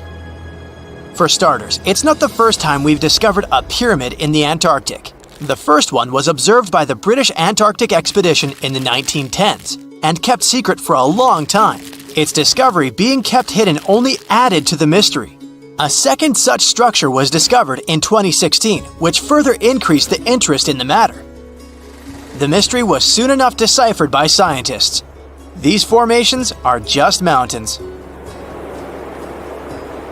They're located near the Ellsworth Mountains, a range over 250 miles long, so they're just mountain peaks that have broken through the ice sheet. As for their particular shape, it's just a coincidence. Pyramids are found throughout nature. The Matterhorn in the Alps and Mount Ballenstinder in Iceland, for example, are quite similar in terms of shape. As for the official name of these peaks, they're called nunataks, or peaks of rock peeking through a glacier or an ice sheet. Antarctica has way more incredible features, like the fact that it's home of 60 to 90% of the world's fresh water. That's because its ice sheet is the biggest on our planet, stretching across 5.4 million square miles. I'll spare you the calculations, but that leaves only 1% of the continent ice-free. Antarctica's ice reaches 2.7 miles thick at its deepest point, meaning half the height of Mount Everest. Should it ever melt completely, our sea levels would rise to roughly 200 feet. It wasn't always this cold, though. At some point in our planet's history, Antarctica had some average temperatures as the city of Melbourne has today. It took a lot of research, but scientists figured out that Antarctica's temperatures could have reached up to 62.6 degrees Fahrenheit. Sure, that was 40 to 50 million years ago, but if you think about it, it was at the same time when dinosaurs roamed our Earth. Time is also different on this icy continent. All the lines of longitude that help us calculate different time zones merge into a single point at the South Pole. Here, there are 6 months of daylight in the summer, followed by 6 months of complete darkness during the colder season. So, scientists working here stay, on average, in the same time zone they've come from.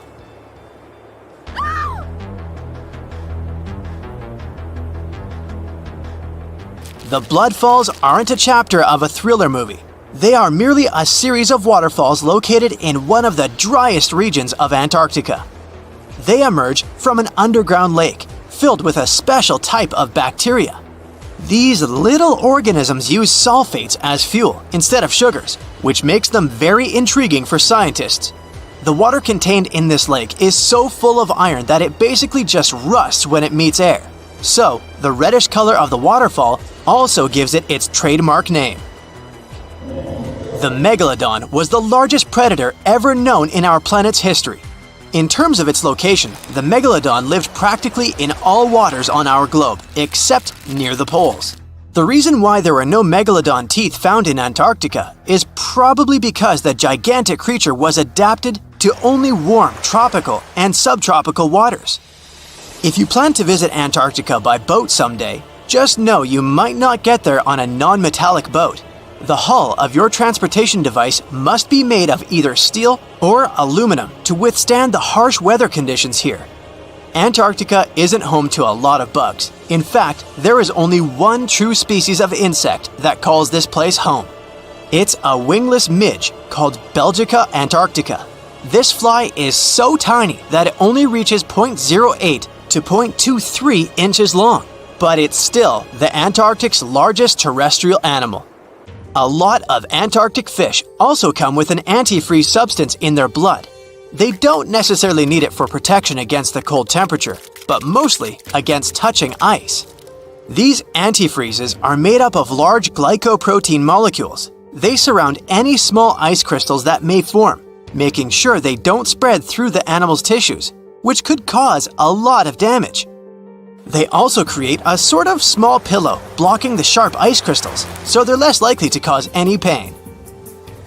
It also doesn't rain a lot here on this icy continent, but one amazing meteorological quirk of Antarctica is that it's full of diamond dust. This dust is basically small ice crystals that pop out of humid air close to the Earth's surface. Think of it like an icy fog.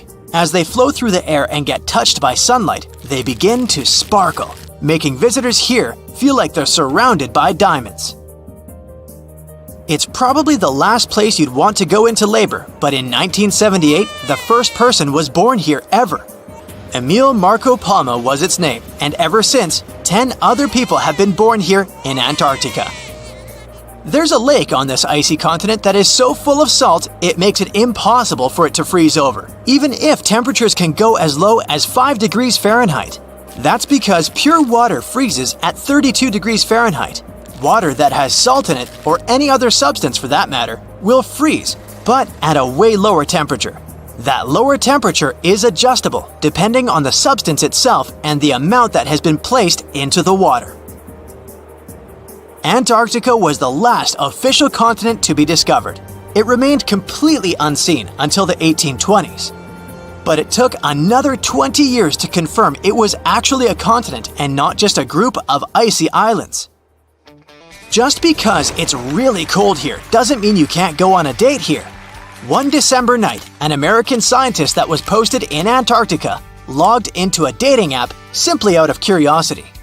He was certain no other profiles would show up, but to his surprise, he found someone soon enough. Another researcher who was stationed just 45 minutes away, by helicopter of course. They eventually got together and went on the first date in Antarctica ever recorded. Apart from ice, this continent has something else way more abundantly than any other piece of land on Earth: meteorites. If we look at the research done by scientists, meteorites have equal chances of reaching any place on our planet. However, once they go through our atmosphere, the situation is a bit more complex. That's because different climates on our planet, like the humid ones found near the jungle, have a lot of moisture and oxygen, which will corrode most meteorites. The climate in Antarctica is really dry, so the possibility of meteorites corroding is little to none. More so, it's way easier to spot these rocks on the icy white surface of this area than in any other place on Earth. If you're not scared of the cold, you'll surely freak out when you hear about the winds here. That's because Antarctica is for the most part the windiest place on Earth. Wind speeds have been reported here to reach even 200 miles per hour. Look at those lush coniferous forests and tundra. What a wonderland. You may have mistakenly thought it's Canada, but it's not. It's Antarctica, about 34 million years ago. So what makes Antarctica this frigid today? It turns out a mix of dropping carbon dioxide levels and some tectonic shuffle played a huge role in transforming this ice-free paradise into the frozen continent we know now. About 50 million years ago, CO2 concentrations were sky high, strutting around at around 1,000 to 2,000 parts per million. But as those levels tumbled down, global temps started to drop, paving the way for the mighty ice sheets that later took over Antarctica. While the CO2 dive was happening, tectonic activity was also working its magic. The big split between South America and Antarctica opened up the Drake Passage, which created the Antarctic Circumpolar Current. This powerful current acted like a bouncer, keeping warm air and ocean currents from crashing the Antarctic party, and helping keep things rather frosty. If you mix up Australia and Antarctica, you're not that wrong. These two continents used to be one. If you mix up Austria and Australia, it's much worse. By the way, don't fall for the internet myths and memes. There's no help desk in Austria specifically for people who intended to fly to Australia. Now, look at this magnificent Australian pink beach. It's precious, and not in a figurative sense. Those mysterious pinkish sands are actually garnet, and it's widely used in jewelry. Geologists studied those sands and came to the conclusion that the garnet contained there is older than local mountains. That doesn't make sense, right? In fact, it does. You see, Australia didn't used to be this very detached continent as it is now. Many millions of years ago, Australia and Antarctica were part of the supercontinent Gondwana, and glacial erosion released the garnet, which eventually made its way to the beach. These sands formed when South Australia was flat and chill, long before the mountains appeared. Most garnet gets washed away, but this batch has a rich history, tracing back to glacial rocks in the Transantarctic Mountains. So this pink sand comes from an ancient mountain range hidden under Antarctic ice. Not only does Antarctica ice hide gems like garnet, if you look harder, you might find entire buildings. Sounds insane, but this is exactly what a British explorer did. His name is Chris Brown, and he uncovered an entire building beneath the ice.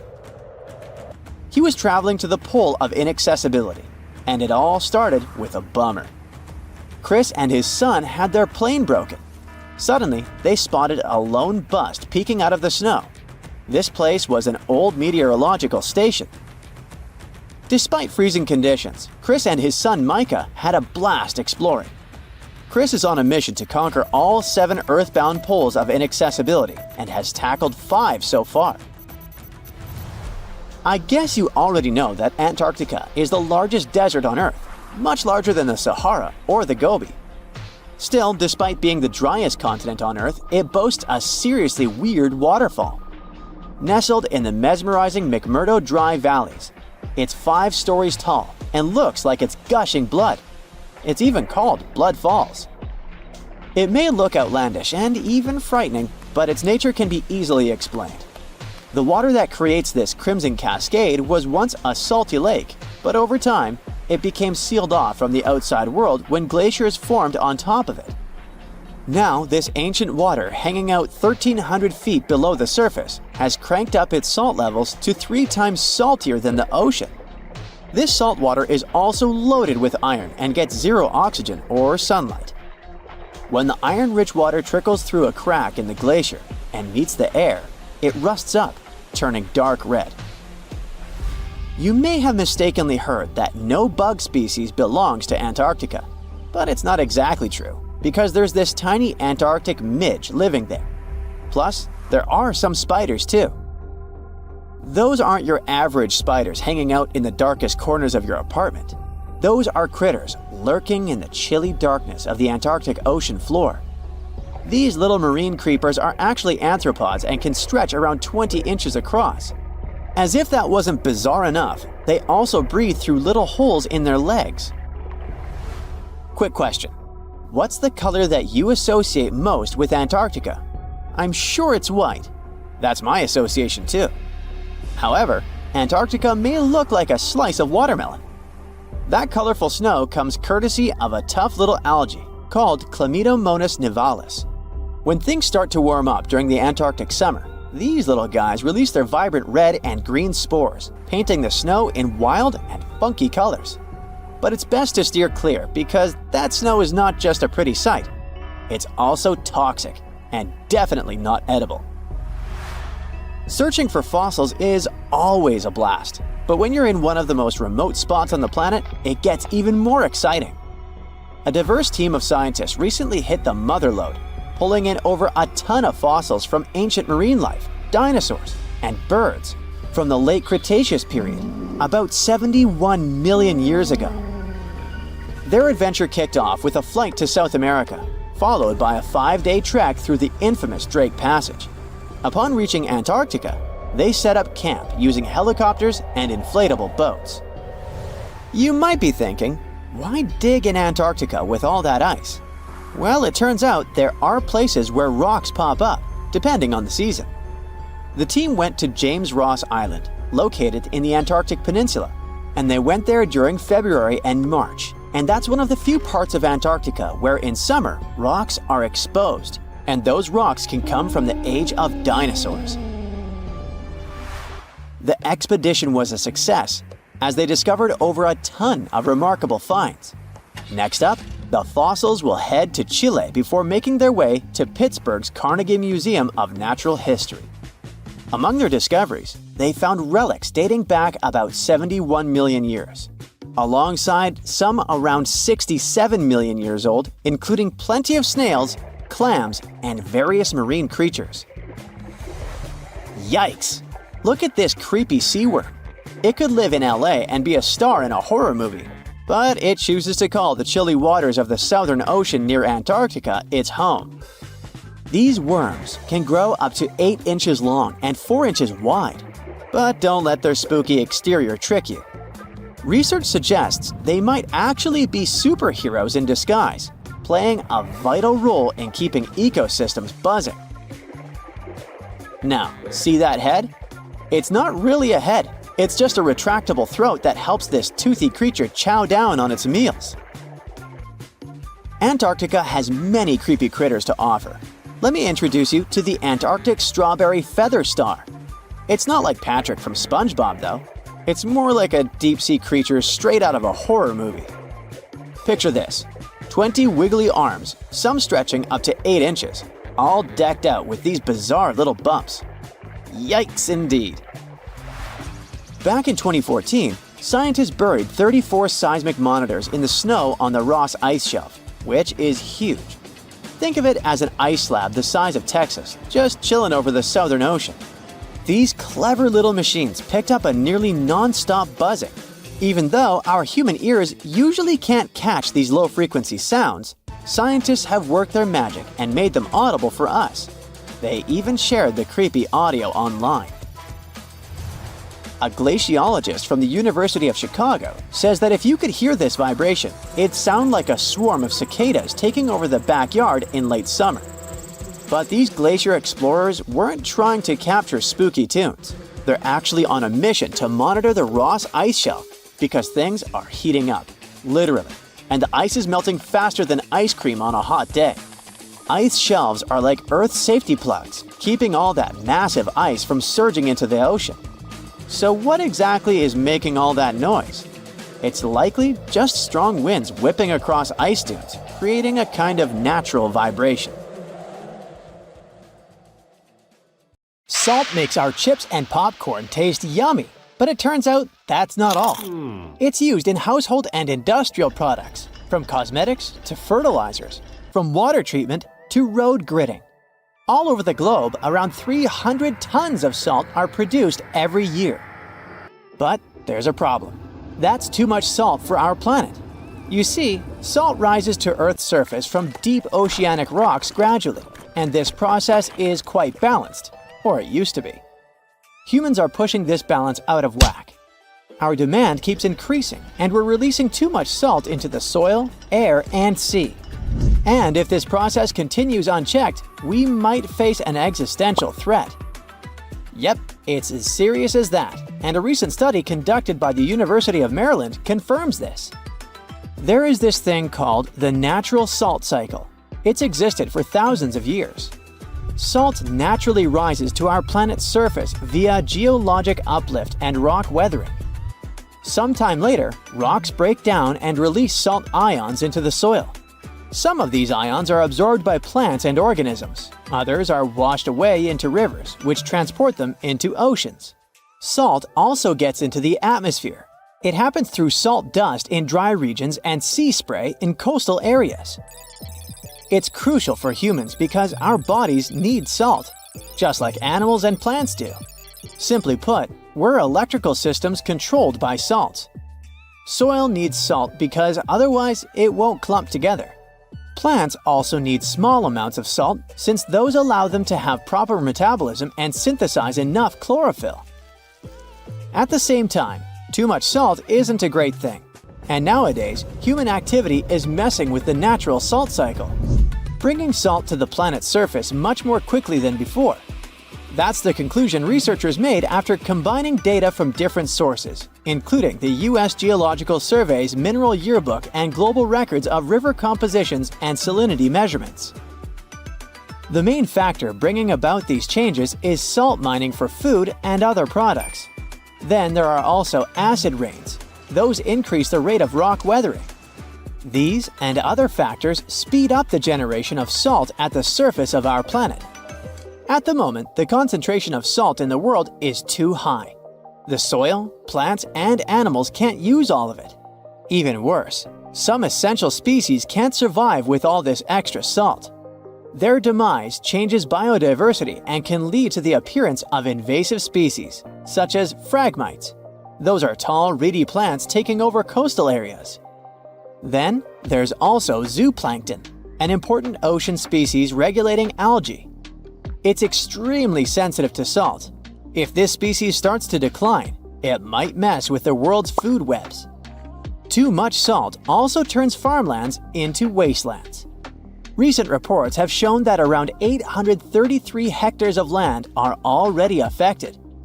And that's the area around 4 times the size of India.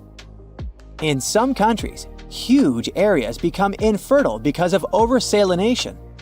Plus, excess salt is bad for our health. The thing is, all that extra salt gets into groundwater, making it too salty for human consumption. It's particularly bad for people with sodium-restricted diets. And I'm not only talking about table salt or sodium chloride. No, other calcium and magnesium-based salts are seeping out too, usually from the production of fertilizers and building materials. It's like a chemical cocktail of different salts coming from various sources, and scientists don't know yet the effects such a cocktail can have on us humans and our health. So, maybe now you're sitting and thinking, oh, it's time to cut back on my salt intake. Perhaps, but don't cut it all out.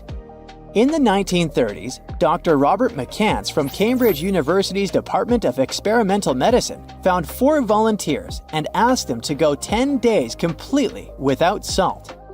First, they had to sweat out the salt that still remained in their bodies, and after that, the scientists literally desalinated everything they were allowed to eat and drink.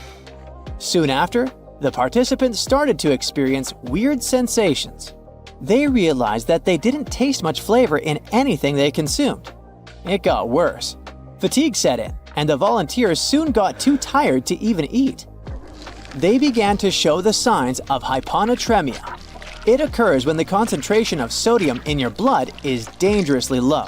And that's when a person's blood cells swell because there's not enough salt in the blood to regulate how much water a cell should and will consume. If this condition is left untreated, it can not only result in seizures, but also have much, much worse consequences.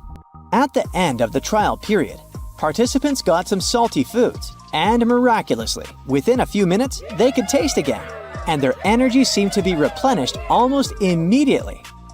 Honestly, it sounds kinda terrifying. If that's what a mere 10 days without salt are, imagine what catastrophe it would be if salt just ceased to exist. We wouldn't be able to last long, that's for sure. And it would be a never-ending drama, not only for us, but for plants and animals too. They need salt as much as we do. If our oceans suddenly lost all the salt, it would wipe out all underwater algae, cutting photosynthesis on Earth almost in half. Land-based plants would follow suit. So, soon after the disappearance of salt, we'd face a huge issue. Too much carbon dioxide and not nearly enough oxygen. Our climate would start fluctuating between extremely hot and cold temperatures, and hurricanes would become insanely powerful and super destructive. Luckily, we still have salt at our stores, and the natural salt cycle might get more or less stable again. By the way, humanity has known of and appreciated salt for many centuries. For example, it was used as offerings and to preserve mummies in ancient Egypt. It was a valuable commodity traded between the Phoenicians and their Mediterranean empire. In ancient China, people knew of more than 40 types of salt and used it for medicinal purposes. In medieval continental Europe, Venice gained power through its salt monopoly. The production and transportation of salt led to the appearance of new cities and the construction of roads. Salzburg, the city of salt in Austria, is a great example of that. Even these days, salt continues to surprise us. For example, recently, researchers from the University of Miami Rosenstiel School of Marine and Atmospheric Science have discovered rare deep-sea brine pools in the Gulf of Aqaba. That's a northern extension of the Red Sea. Those salty underwater lakes are likely to hold secrets about the way oceans on Earth formed all those millions of years ago. They might also give us some clues to life on other planets. Brine pools are some of the most extreme environments on Earth, and still, despite their ultra-high salinity, somewhat exotic chemistry, and total lack of oxygen, they're teeming with life. Researchers have even found bioactive molecules with potential anti-cancer properties in brine pool microbes in the Red Sea. These super salty zero-oxygen brine pools are located close to the coast and might preserve information on tsunamis, earthquakes, and flash floods that took place in the Gulf of Aqaba thousands of years ago. Salt has even made its way into space. Well, kind of. You see, the moon is like a comet soaring through the cosmos. Our natural satellite is followed by a slender tail consisting of irradiated matter, and our planet passes directly through this tail once a month. Well, according to a study published in the journal JGR Planets, this lunar tail is made of millions of sodium atoms. And as you already know, the chemical formula of salt is sodium chloride. Those atoms get blasted out of the lunar soil by meteor strikes and then pushed thousands of miles downstream by solar radiation.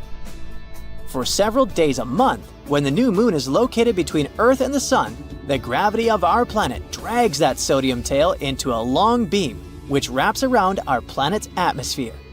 The tail itself is harmless and invisible to the unaided eye, but during those new moon days, high-powered telescopes can detect the faint orange glow of sodium in the sky.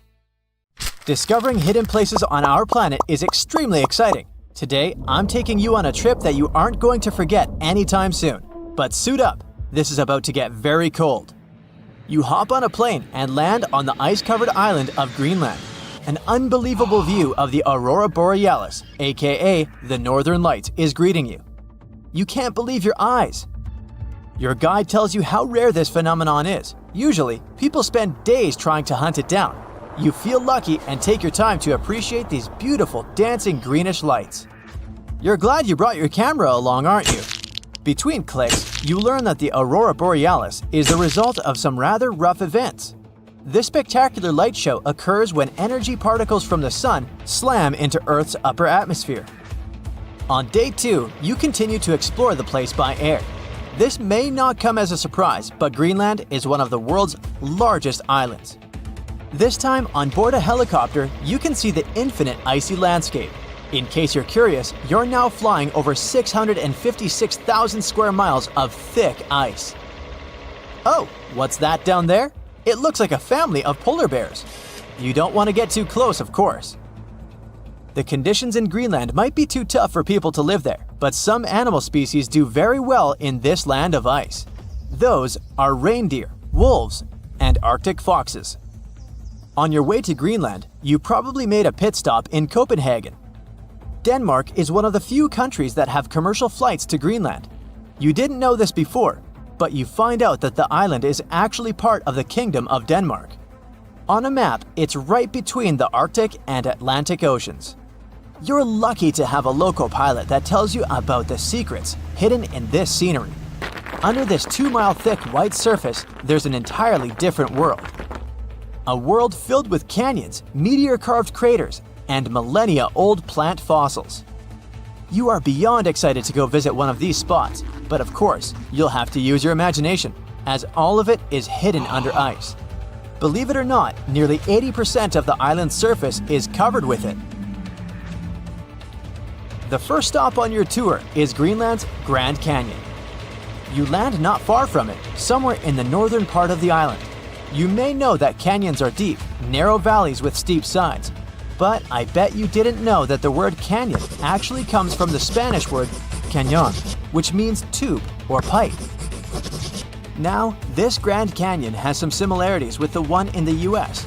First of all, in size. It's at least 460 miles long and up to 2,600 feet deep in some places. There's a true subglacial valley down there, and if you're wondering how this happened, well, the canyon had probably been formed by a river that had been flowing through Greenland before the ice took over. Oh yeah, Greenland hasn't always been covered with ice. It was once green, no pun intended. Many other icy places on Earth, such as Antarctica, were once covered in greenery. Scientists have figured out that in the past, Greenland was mostly ice-free. With the help of airborne radar, they made amazing discoveries. By the way, ice is invisible to radar technology.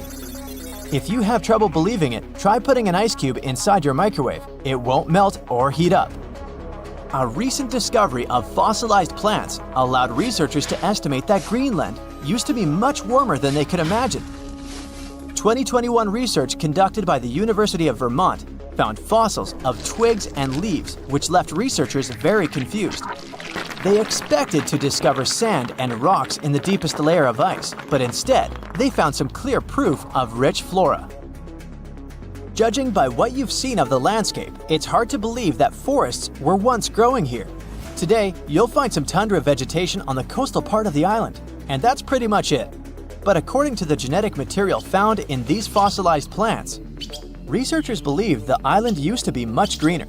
It's very likely that there were insect-filled forests with butterflies and beetles flying around, and the average temperature on the island varied from 50 degrees Fahrenheit in the summer to 1 degrees Fahrenheit in the winter.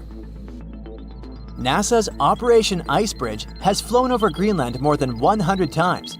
This has allowed researchers to create 3D maps of the island and figure out the age of each layer of ice in Greenland's ice sheet. Ice sheets can help answer many scientific questions as they form over the span of thousands of years. They're layers of snow on top of more snow. The snow gets compacted into ice, which in turn creates what we call an ice sheet. Remember those fossils we were talking about? They're believed to be from the Eemian period, which was 130,000 to 115,000 years ago. According to the groundbreaking 3D footage from NASA, we can see 3 distinct climate periods within the ice sheet. The uppermost layer is quite flat and uniform. If you decided to dig deeper, you'd find the layer formed during the last ice age. It's more complex and rugged. The ice there is darker than what you see on the surface. If you let your mind wander, you can picture what this part of the world looked like when mammoths were roaming around. If you kept digging, you'd eventually find leftover ice from the Eemian period I've told you about. Now, canyons aren't the only unusual thing found under ice. If you could sneak a peek under all those layers of snow, you'd see an impressive mountain range and also plunging fjords. In 2017, scientists created a map that showed what Greenland had looked like without all that ice. There was a bowl-like depression in the middle of the enormous island. This depression was most likely an ancient lake. Around it, there was a circle of coastal mountain ranges. This scenery probably resembled the landscapes of modern Patagonia. Big mountains with snowy tops surrounding crystalline lakes. This ancient lake in Greenland is a wonder on its own. Imagine a pit the size of Rhode Island and Delaware put together. The lake is believed to have covered over 2,700 square miles, and back in the day, it was fed by at least 18 different streams. These crystalline blue waters were surely very inviting, and freezing of course. But if you ended up going for a swim, I'd say be careful, as the water could get up to 800 feet deep in some places. On day 3 of your adventure, you discover a true under-ice water park. While you're wandering around the ice-covered island, your guide tells you to be mindful of the cracks in the surface. These cracks are responsible for the modern-day aqua lounge going on down there. Meltwater and rainwater flow down the cracks in the ice all the way down to the riverbeds. This forms a landscape of jewel-like lakes and streams filled with crystalline water. Researchers estimate that about 60 small under-ice lakes exist there. And yes, they're actual lakes. Perhaps one of the most impressive hidden features on this island is a meteor crater. Under the Hiawatha Glacier, you can find a 19-mile-wide impact crater, big enough to swallow the city of Washington. Apparently, a mile-wide iron asteroid struck Earth's atmosphere within the past 100,000 years and chose Greenland as its landing point. If anyone had been around to see it, they'd have witnessed a real show, a white glowing fireball cutting through the sky. Scientists speculate that if it had landed on an ice sheet, it certainly vaporized both water and stone. Someone standing hundreds of miles from the impact site would have heard a deafening thunderclap and experienced hurricane-force winds. But it actually makes sense. The approximate speed of meteors entering Earth's atmosphere is 45,000 miles per hour. For comparison, that is 2.5 times the speed of a spaceship. It's bound to make some noise and leave a huge crater in the ground. It was one of the biggest creatures ever to roam the Earth. It was longer than your average school bus and could easily weigh more than 10 elephants combined. But where did it live? How did it end up having this size? And most importantly, why is it extinct nowadays? Let's find out. The megalodon was the largest predator ever known in our planet's history.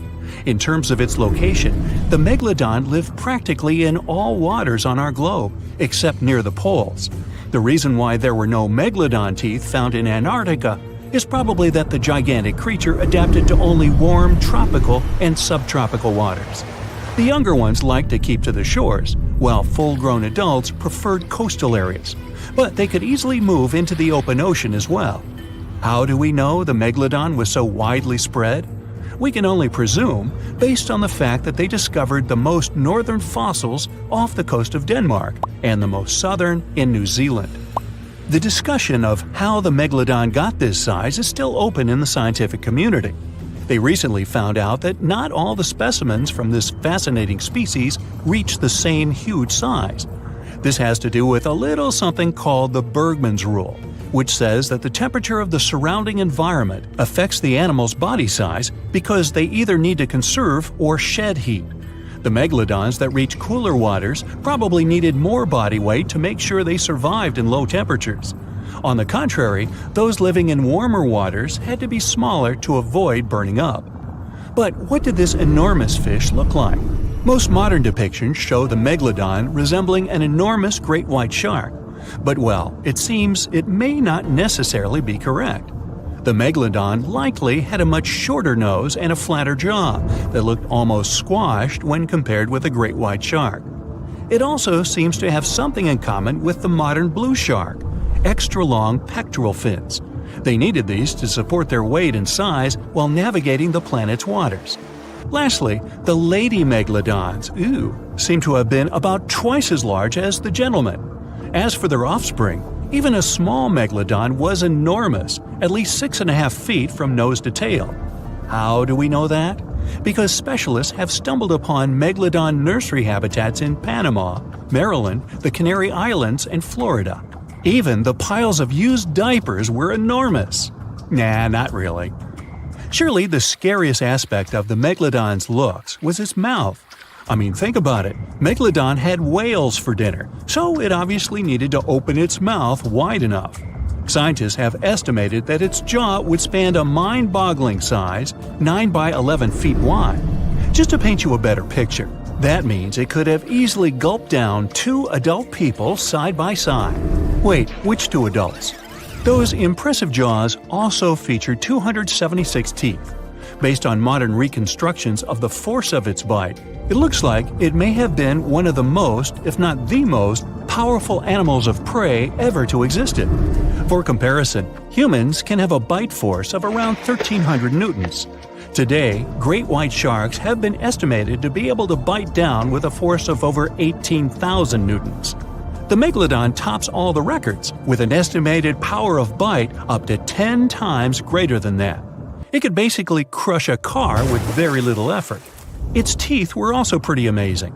Similar to sharks, the megalodon was fast in replacing its broken or worn teeth.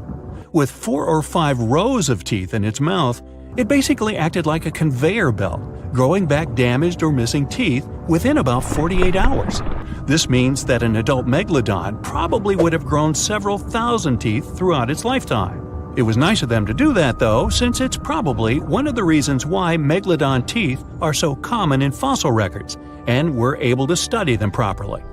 To maintain its impressive physique, the megalodon had to eat somewhere around 2,500 pounds of food per day. Can't wrap your head around that? Well, it was the equivalent of 1¼ cows per day to survive. It's like if you had to eat 3,300 cans of tuna every day. I've used the word megalodon a lot, but have I mentioned where it comes from? When translated from Greek, it means giant tooth. Ah, those clever Greeks. However, this giant shark's full scientific name is a bit more complicated: Carcharocles megalodon. But are these gigantic predators actually extinct? We tend to believe so, but let's be honest for a second. We've come to know more about the surface of Mars than the depths of our oceans. Like, we've only explored 15% of our oceans altogether. Who knows what may be lying out there in the deep? Maybe some ancient predators? The Mariana Trench is the deepest oceanic trench on Earth. The Challenger Deep, its deepest part, is so deep that you could dip the whole of Mount Everest in there and it would still be over a mile above the surface. That's deep.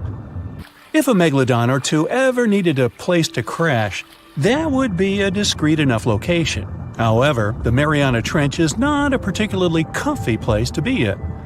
Because it's cold and steeped in total darkness and all. The temperatures here are around 36 degrees Fahrenheit all year round. And to top it all off, the pressure is 1,000 times stronger than at sea level. So it's safe to assume that if any megalodon is hiding in here, its teeth and bones might not be looking so good. Because of the intense pressure here in the Mariana Trench, proteins and calcium start to dissolve and disintegrate. That's why, for example, the Haddell snailfish, the deepest dwelling fish we've discovered, has evolved to feature flexible cartilage instead of bones. To survive here, the megalodon would also need to learn to navigate in complete darkness. That means they would have to either become luminescent or evolve to grow massive eyes like the giant squid. While it may sound like an intriguing and good idea for a movie script, most scientists don't think it's possible. Why? Well, most of them say it's because of the megalodon's size.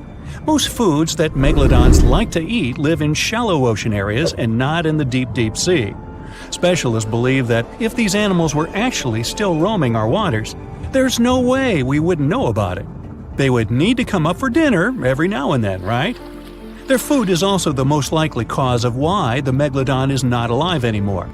While some specialists believe the megalodon became extinct because of a drop in the ocean water temperature, most scientists suggested that the shifting food chain dynamics may have been more to blame. Why? Because at some point, there was less and less of its primary food source, baleen whales, and at the same time, the numbers of its natural competitors, like smaller predatory sharks like the great white shark and whales, increased. The megalodon did live on this planet a lot more than we did, and way back when we didn't even exist yet. They were here for nearly 70 times longer than we, modern humans, have, inhabiting the oceans for around 20 million years. Homo sapiens appeared around 300,000 years ago. The megalodon managed to survive for so long mostly because of its unbeatable size. I mean, they can make a meal out of almost everything in the sea at the time. We may think about both of them as prehistoric creatures, but the megalodons and the dinosaurs never coexisted on Earth. The dinosaurs probably died out about 66 million years ago. Megalodons seem to have appeared a bit later. That's because the oldest megalodon fossils we have yet discovered are from the Miocene epoch, which began 23 million years ago. So long, Meg. Hey, don't we all love wintertime? Gingerbread cookies and sitting by the fireplace. And frozen methane bubbles? Freezing temperatures afford humanity the pleasure of some very weird winter phenomena. Let's go take a look at some of them. Beneath the surface of Canada's Lake Abraham in Alberta, or beneath other lakes across Antarctica, you'll witness a truly mesmerizing phenomenon of ice bubbles. From the top, they look like glittering jewels. But these bubbles don't meet our expectations, as they never pop. They just freeze midway, before ever reaching the surface. So how did they get there in the first place? And what are they made of? Some of them come from gas released from the melting of glaciers, while others are a result of the decomposing of organic matter lying at the bottom of the lakes. Now, they sure look pretty, but they're also pretty harmful to human life. These bubbles are made of methane, and they can intoxicate you. So if I were you, I wouldn't get too close. If you're driving on a curvy hillside road when a snow squall begins, you'd be wise to stop driving immediately. A snow squall is the winter equivalent of a severe thunderstorm.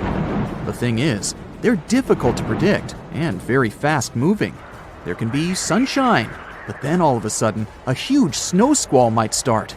If you haven't heard this term before, it's because the National Weather Service in the US only began using it in 2018. They called it a squall because it reduces a lot of our visibility and can be very dangerous if you don't take it seriously. But still, falling snow is beautiful, even if it's that crazy. Say this winter you decided to finally visit the famous Niagara Falls. Located between the US and Canada, these falls are the 5th largest waterfall in the world, with over 3,000 tons of falling water per second. In winter, the area looks like a winter wonderland and is home to an interesting phenomenon, a frozen fall. No, this isn't the work of Hollywood or an internet prank. Niagara Falls can actually form a layer of ice. This happens when the falls have been exposed to frigid temperatures for a long time. So, the surface water and mist in the air turn to ice, giving the impression that the entire waterfall is frozen. But that's not exactly what happens. If you look closely into the ice, you'll notice that there's still plenty of flowing water. Have you ever heard of something called a natural snowball? This is a rare yet beautiful environmental phenomenon that happens when smaller pieces of ice end up being rolled by strong winds and water. The further they roll, the more ice they gather, and the more that ice is polished. They end up as giant, perfectly shaped snowballs. They would look pretty amazing on their own, but hundreds of them together? That's some scenery. Some snowballs turn into huge rolling donuts. These rare shapes happen only in perfect temperature conditions, when the snow is in the perfect state between hard and fluffy. It happens when a snowball begins rolling down, gathering more and more snow until suddenly its middle part collapses. This allows for the snowball to get its donut shape. Does it also taste as good as a donut? I guess not, right? Oh, almost forgot. If you want to see them in real life, you have to go to some severely cold places. But still, people reported having seen them in Ottawa, in the Midwest of the US, and even in Scotland.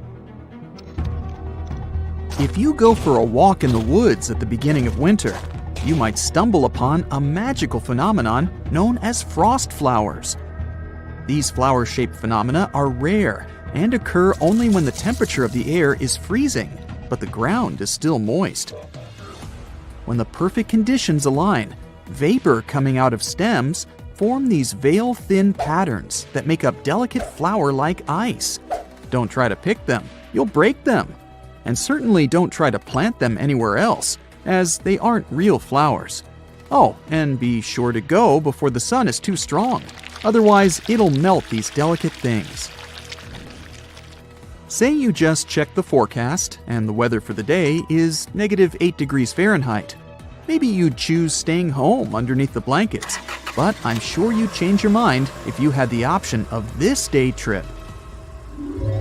Picture Yellowstone Park under a few feet of snow on a sunny day.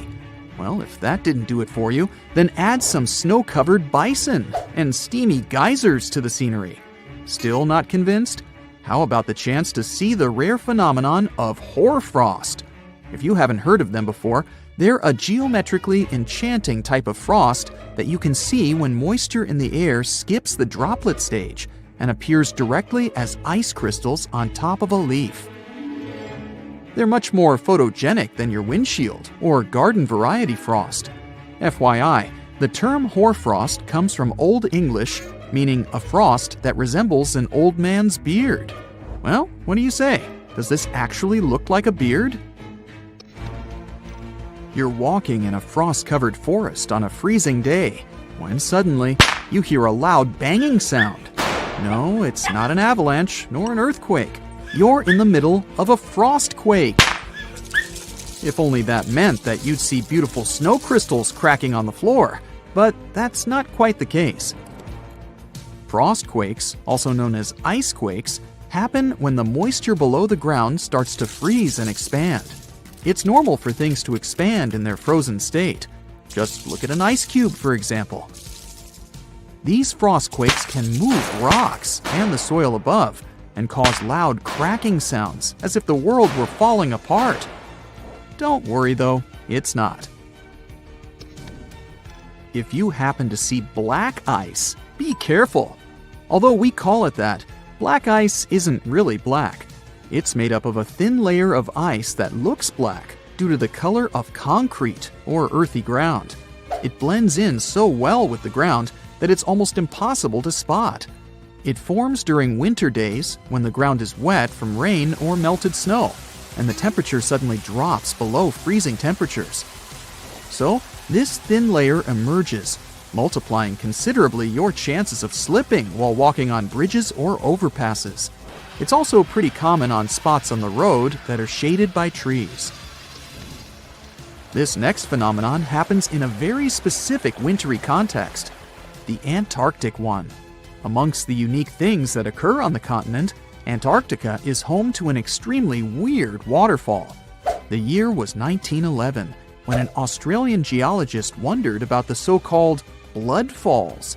He was extremely puzzled by this red stream of liquid pouring from a small hillside amongst the Antarctic ice. After years of studying, it was understood that what caused the redness was the high iron content in the water. The last piece of the puzzle came when scientists discovered that there was an underground lake with water full of oxidized iron nearby, which was what caused the blood fall to exist in the first place. The North Pole is more than Santa's fictional home. Together with the South Pole, it's home to the so-called polar vortex, a phenomenon that helps to enhance our winter experience. The polar vortex is a large area of low pressure and cold air. It's called a vortex simply because over there the air rotates counterclockwise. It sends a jet stream that makes you want to bundle up and helps induce several winter phenomena such as freezing fog.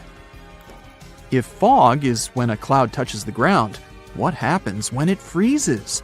You can expect that all of the moist droplets of water that are hanging around in the air will possibly freeze when they touch the ground, meaning you really wouldn't want to be driving around in the middle of one of these things. A beam of electric light pierces the darkness over the calm waters of the Atlantic Ocean.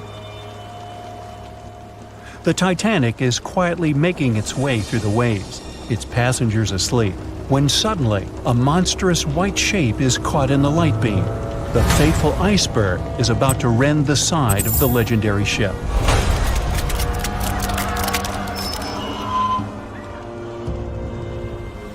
April 14, 1912, only 2 days before someone will take a photo of a giant iceberg with a pretty unusual elliptical shape. It turns out that this iceberg most likely formed out of snow that fell 100,000 years ago. Researchers used computer modeling to figure out its origin. They used data from 1912 and added some new information about winds and ocean currents. They concluded that the iceberg was probably a part of a small cluster of glaciers in southwest Greenland. These days, it's possible to calculate the routes of such icebergs in any given year in the past. So the infamous chunk of ice was on its way from Greenland to an area further south from Cornwall. If the ship had passed through that region only 2 days later, the iceberg would have moved far away from the point where they met. At first, the weight of the most well-known iceberg in the world was 75 million tons. With time, it started to slowly melt away. And when it sank the Titanic, its weight was only 1.5 million tons. By the time of the collision, it had probably been melting for months, but it was still a true monster. When the Titanic sank, the iceberg was 400 feet long, and more than 100 feet of its surface was above the water. Some people believe it was a supermoon that caused the Titanic to sink. That night, there was a rare lunar event. It hadn't happened for 1,400 years. In normal conditions, the iceberg wouldn't have traveled so far south without melting and losing the largest part of its mass. But the supermoon could have been the reason for an unusually high tide that pulled the iceberg away from the glacier way faster than usual. There's a specific type of bacteria that slowly consumes the remains of the Titanic. Salt corrosion, ocean currents, freezing temperatures, plus this rust-eating microorganism might consume the entire wreckage. American actress Dorothy Gibson was aboard the Titanic. She survived, and when she arrived in New York, She started filming a movie called Saved from the Titanic almost right away. The movie was released only a month after the Titanic sank, and in the movie, she even wore the same shoes and clothes she had during the actual disaster. The movie was a big success at that time, but the only known copy was destroyed in a fire. 14 years before the Titanic sank, a novella called Futility had been published, and it seemed to have predicted the whole event. The plot centered around a fictional ship called the Titan that sank during its voyage. The Titan was almost the same size as Titanic, and they both went to the bottom in April. The reason was hitting an iceberg, too. Both the real and fictional ships were described as unsinkable, and both of them had the legally required number of lifeboats, which, as it turned out later, were nowhere near enough. We've seen it in the movie, but there were some real-life love stories happening on the Titanic, too. 13 couples even took a trip on the Titanic as part of their honeymoon. One of the couples owned Macy's department store in New York. Once it became clear the Titanic was rapidly sinking, the woman refused to go into a lifeboat without her husband. But he didn't want to join her while there were still women and children who he thought had to go first. Then his wife gave her coat to her maid. She insisted that the maid should get into the lifeboat, and she wanted her to be warm. As for the woman herself, she decided to stay with her husband till the end. Some people believe Titanic sank because of a mummy, not an iceberg. It all started around 1000 BCE with a mysterious woman who lived in Egypt, in the City of Thieves. People knew little about her, but they called her a priestess. Her mummy was put in a wooden sarcophagus and covered with a large lid with the image of her face and some mystical inscriptions. This place had been hidden until the first half of the 19th century, when a group of locals accidentally came across it. They disturbed her peace. No one knows how, but the mummy disappeared that day without a trace. A couple of decades later, a group of rich friends from England traveled to Egypt and found the empty mummy casket with the image of the priestess, whose dark eyes seemed to be looking into the void.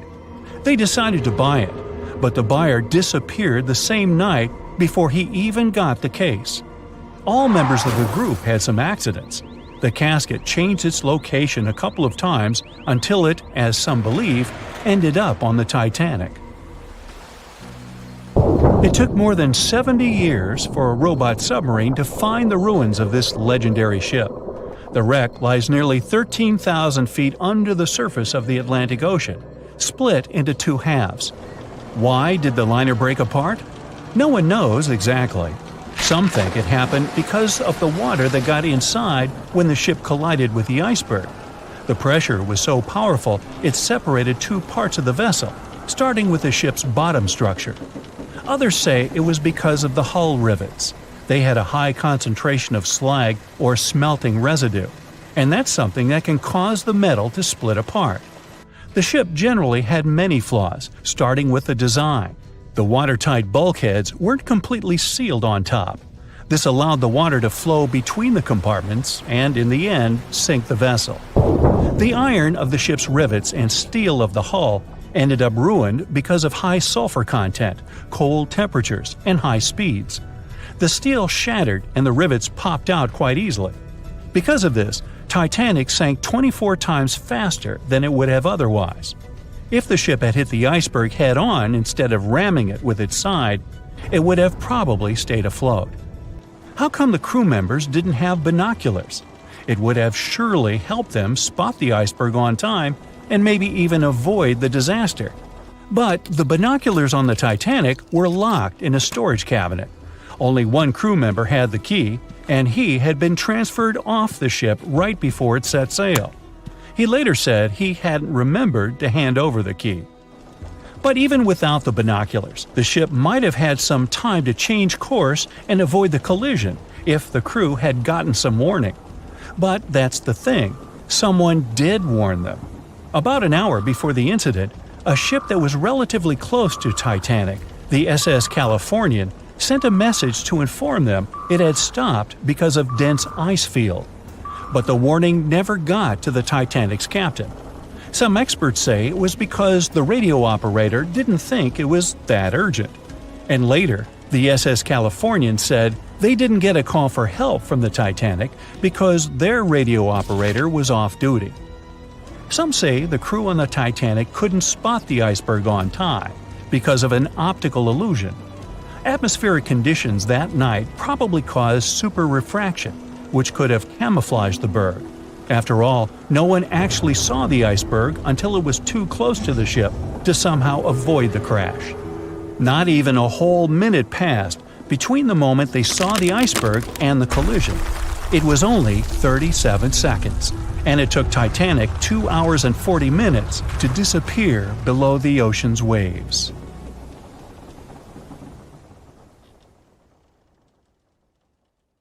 There's a stretch of water that even the most experienced explorers fear. No matter what season you choose to cross it in, you risk meeting face-to-face with waves that can reach as tall as the Hollywood sign. I'm talking about the Drake Passage, the waterway connecting the Pacific Ocean to the Atlantic Ocean, stretching from Cape Horn at South America's southernmost tip to Antarctica's South Shetland Islands. It's about as wide as the distance from London to Berlin and takes up to 48 hours to cross. Some sailors compare getting on the other side to going to the moon. That's how challenging it is. Even the man who discovered it, Sir Francis Drake, never sailed these waters because they seemed too dangerous to him and opted for a calmer, although longer, Strait of Magellan. The passage took the lives of around 20,000 sailors and over 800 ships. Tourists who want to see Antarctica cross the Drake Passage on a regular basis, although it's still often called the world's most terrifying ocean crossing. The Antarctic Peninsula, where travelers go, isn't really part of Antarctica itself. It sticks out and points towards South America like two fingers almost touching it. The water gets squeezed between these two land masses, making strong ocean currents. The passage is part of the Antarctic Circumpolar Current, the largest ocean current on Earth. The water rushes through the passage at a speed between 95 and 150 million cubic meters per second, which makes it rougher. And then there are winds that usually blow from west to east and are very strong between 40 and 60 degrees latitude. That's why those areas are called the Roaring Forties, Furious 50s, and Screaming 60s. Land slows down winds, which is why storms hitting Ireland and the UK get weaker as they move east. But Drake's latitude is the only place where winds can blow all around the Earth without being stopped by land. So they keep getting faster.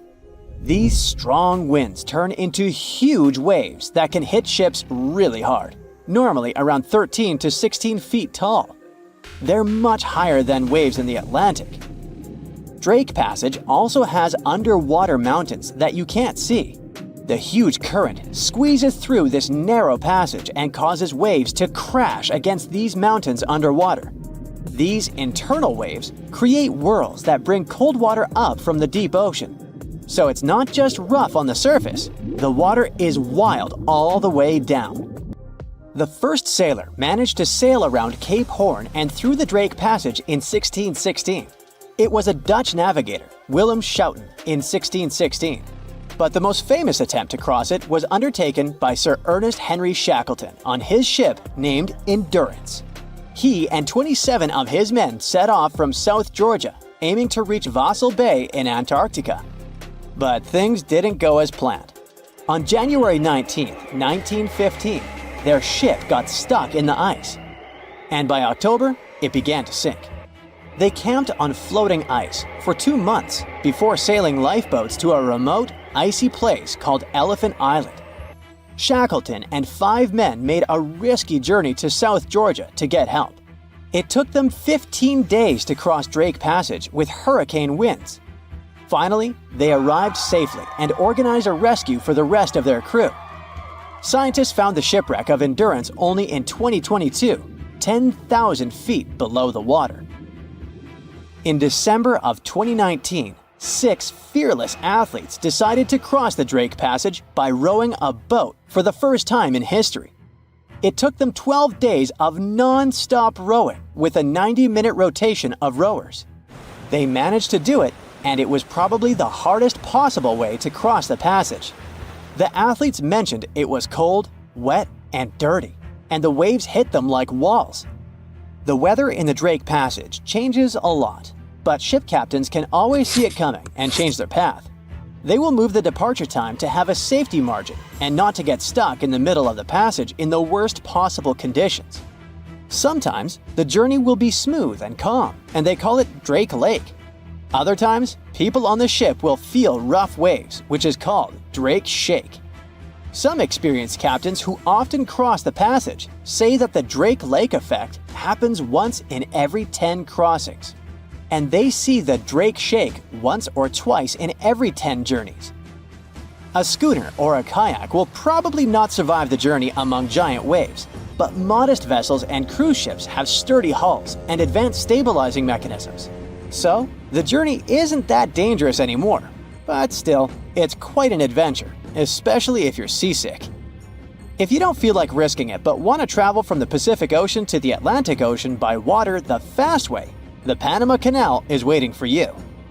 People first started thinking about making a water path across Panama in the 16th century. Back then, a Spanish explorer found out that only a thin piece of land separated the two oceans. But it seemed impossible to build it because of the mountains and thick jungle, so the idea had to wait a couple of centuries. Finally, in 1880, France, led by the man who built the Suez Canal in Egypt, tried to make the canal. But the people who started the construction soon found out it was much harder than it looked on a map. The land in Panama was one of the toughest and most dangerous places to dig a big waterway. Workers had to literally move huge mountains in a jungle full of snakes, where it was really hot and rainy. During the wet season, heavy rain turned rivers into wild rapids and soaked the workers. Sometimes, they didn't see the sun for 2 weeks, and their clothes stayed wet all the time. Big rocks were falling, and tiny mosquitoes that carried malaria made people very sick. And then, an earthquake happened on top of everything. They were losing thousands of people. That's why France decided to abandon the project after 7 years. Then, the United States bought the French assets in the canal zone and finished it by 1914. It cost the US around $375 million. The 50-mile-long passage of water saves ships traveling between New York and San Francisco 7,872 miles. Around 14,000 ships use it every year and pay around $1.8 million in tolls. So it looks like it all paid off. Another challenging waterway in this part of the world is the Amazon River. It's around 4,300 miles long and flows through 3 countries with over 30 million people living in its basin. But there isn't a single bridge across it. The river has many marshes and soft soils, so engineers would need to build very long bridges and very deep foundations, which costs a lot of money. Building bridges over deep water is tough, but in other places in the world, engineers can use things like floating platforms to help. The river's path and water levels change a lot during the year.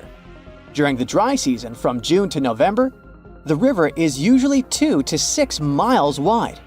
But in the wet season from December to April, the river can become as wide as 30 miles.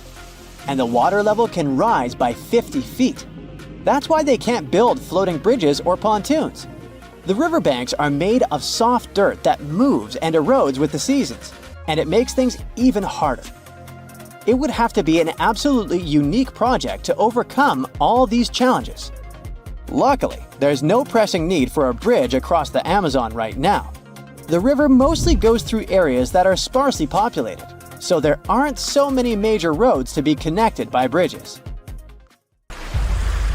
It was the beginning of the 20th century, and 2 rivals, Robert Scott and Roald Amundsen, set on their expeditions to become the first people in history to reach the South Pole. The race wasn't easy, and it ended tragically for Scott. Amundsen has won and set his tent on the pole before his rivals. A member of Scott's expedition known as Terra Nova, British geologist Thomas Griffith Taylor, not only survived the harsh conditions but also made an unexpected discovery. He found a waterfall of what appeared to be blood at the rocky base of the glacier, which now has his name, in 1911. It took scientists more than a century to figure out what is behind the eerie coloring. A team of American scientists journeyed to Taylor Glacier with powerful electron microscopes to analyze its contents. Previous studies had scratched the surface of the Crimson Enigma, but no one had previously done a full-scale analysis of its mineralogical makeup. These researchers unleashed a whole arsenal of analytical equipment and spotted little iron-rich nanospheres. These teeny-tiny particles, 1/100th the size of human red blood cells, originate from ancient microbes. They flourish abundantly in the meltwaters of Taylor Glacier. These nanospheres are jam-packed with iron, silicon, calcium, aluminum, and sodium, forming a unique composition that paints the subglacial water a vivid shade of red. These nanospheres don't have the usual crystalline structure found in minerals, which is why previous detection methods failed to spot them. Taylor Glacier's icy depths harbor an ancient microbial community that has thrived in isolation for thousands or possibly even millions of years. This discovery could help us in the search for life outside of Earth. Dr. Ken Levy, a research scientist at Johns Hopkins University, has some impressive expertise in planetary materials and the analysis of Martian samples. He decided to find out what would happen if a Mars rover landed in Antarctica. Could it figure out what makes bloodfalls so mesmerizingly red? So, researchers treated bloodfalls as a simulated Martian landing site. They used techniques inspired by the rovers exploring the red planet. The samples they collected were sent to Johns Hopkins processing facilities.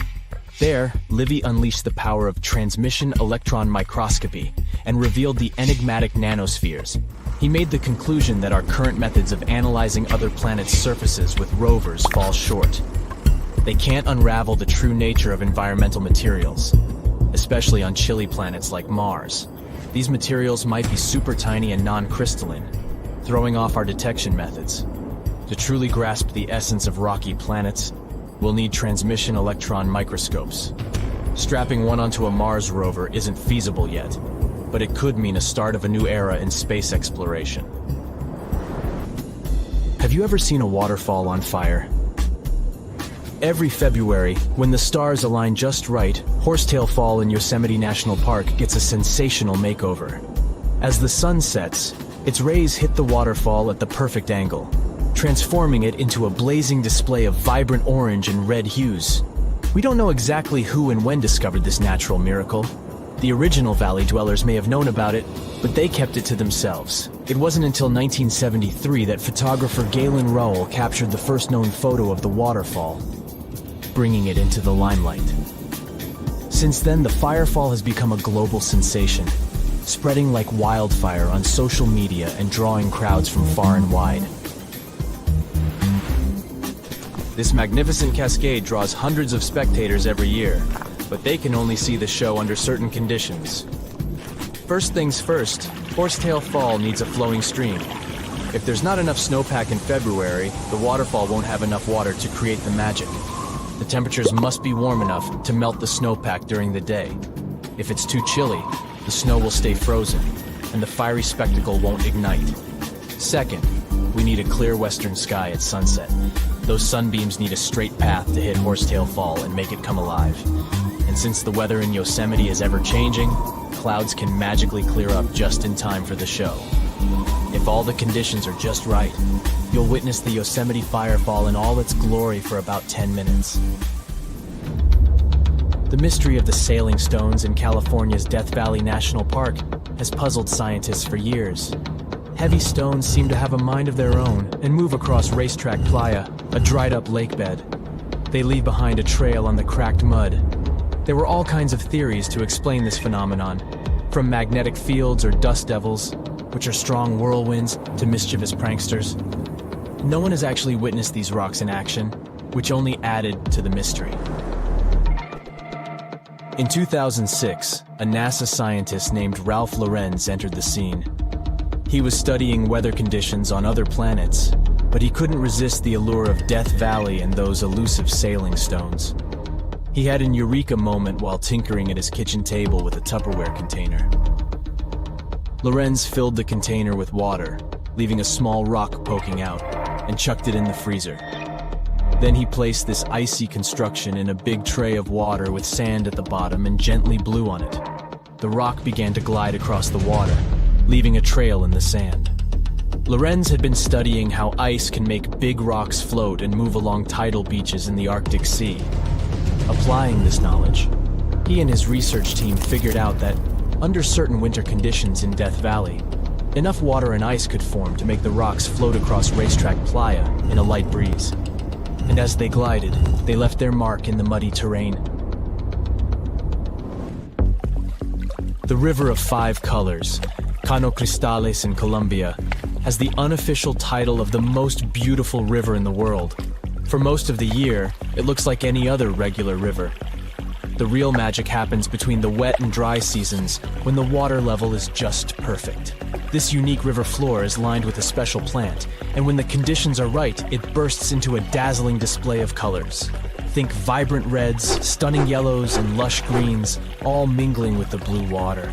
It's like stepping into a living rainbow with 1,000 shades in between. This phenomenal display only lasts for a few weeks, from September through November. During Colombia's wet season, the river flows too fast and deep, covering up the river floor and denying the plant the sunlight it needs to turn red.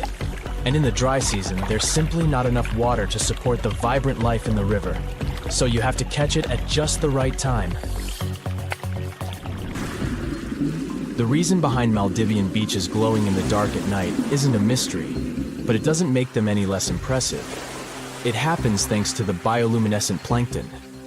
These tiny creatures are like little underwater disco balls, emitting a cool blue glow when they are agitated or on the move. Imagine walking along the shoreline and leaving behind glowing footprints. You can even take a night swim amongst these magical plankton. Researchers have discovered that their bioluminescence is actually a clever defense mechanism against predators. When these microorganisms flash their little blue lights, it disorients and surprises their attackers. The plankton produces this light using a chemical called luciferin. These enchanting plankton can appear at any time of the year. The best chances of seeing them in all their glowing glory are from June to December. During this period, there's a higher volume of plankton in the seas of the Maldives, creating the perfect conditions for a luminous show after the sun sets and the night sky takes over. You'll only witness the magic of bioluminescent plankton when tidal currents bring them close to the shore in large numbers. It's hard to predict exactly when this spectacular show will happen, so make sure to do your research and prepare to take photos with a high ISO to capture it, exactly like it looks in travel catalogs.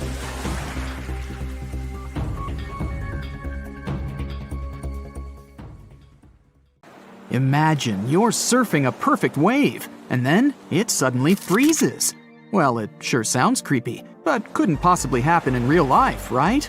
Wrong. You can see mind-blowing frozen waves in Antarctica. These waves occur when the ice gets compressed, and the ever-increasing pressure squeezes the air bubbles out. As for the beautiful blue color, it's the result of ice melting and refreezing. When the summer begins, an ordinary-looking river in Colombia transforms into a liquid rainbow. Cano Cristales, also known as the most beautiful river in the world, sparkles in 5 colors: red, black, green, blue, and yellow.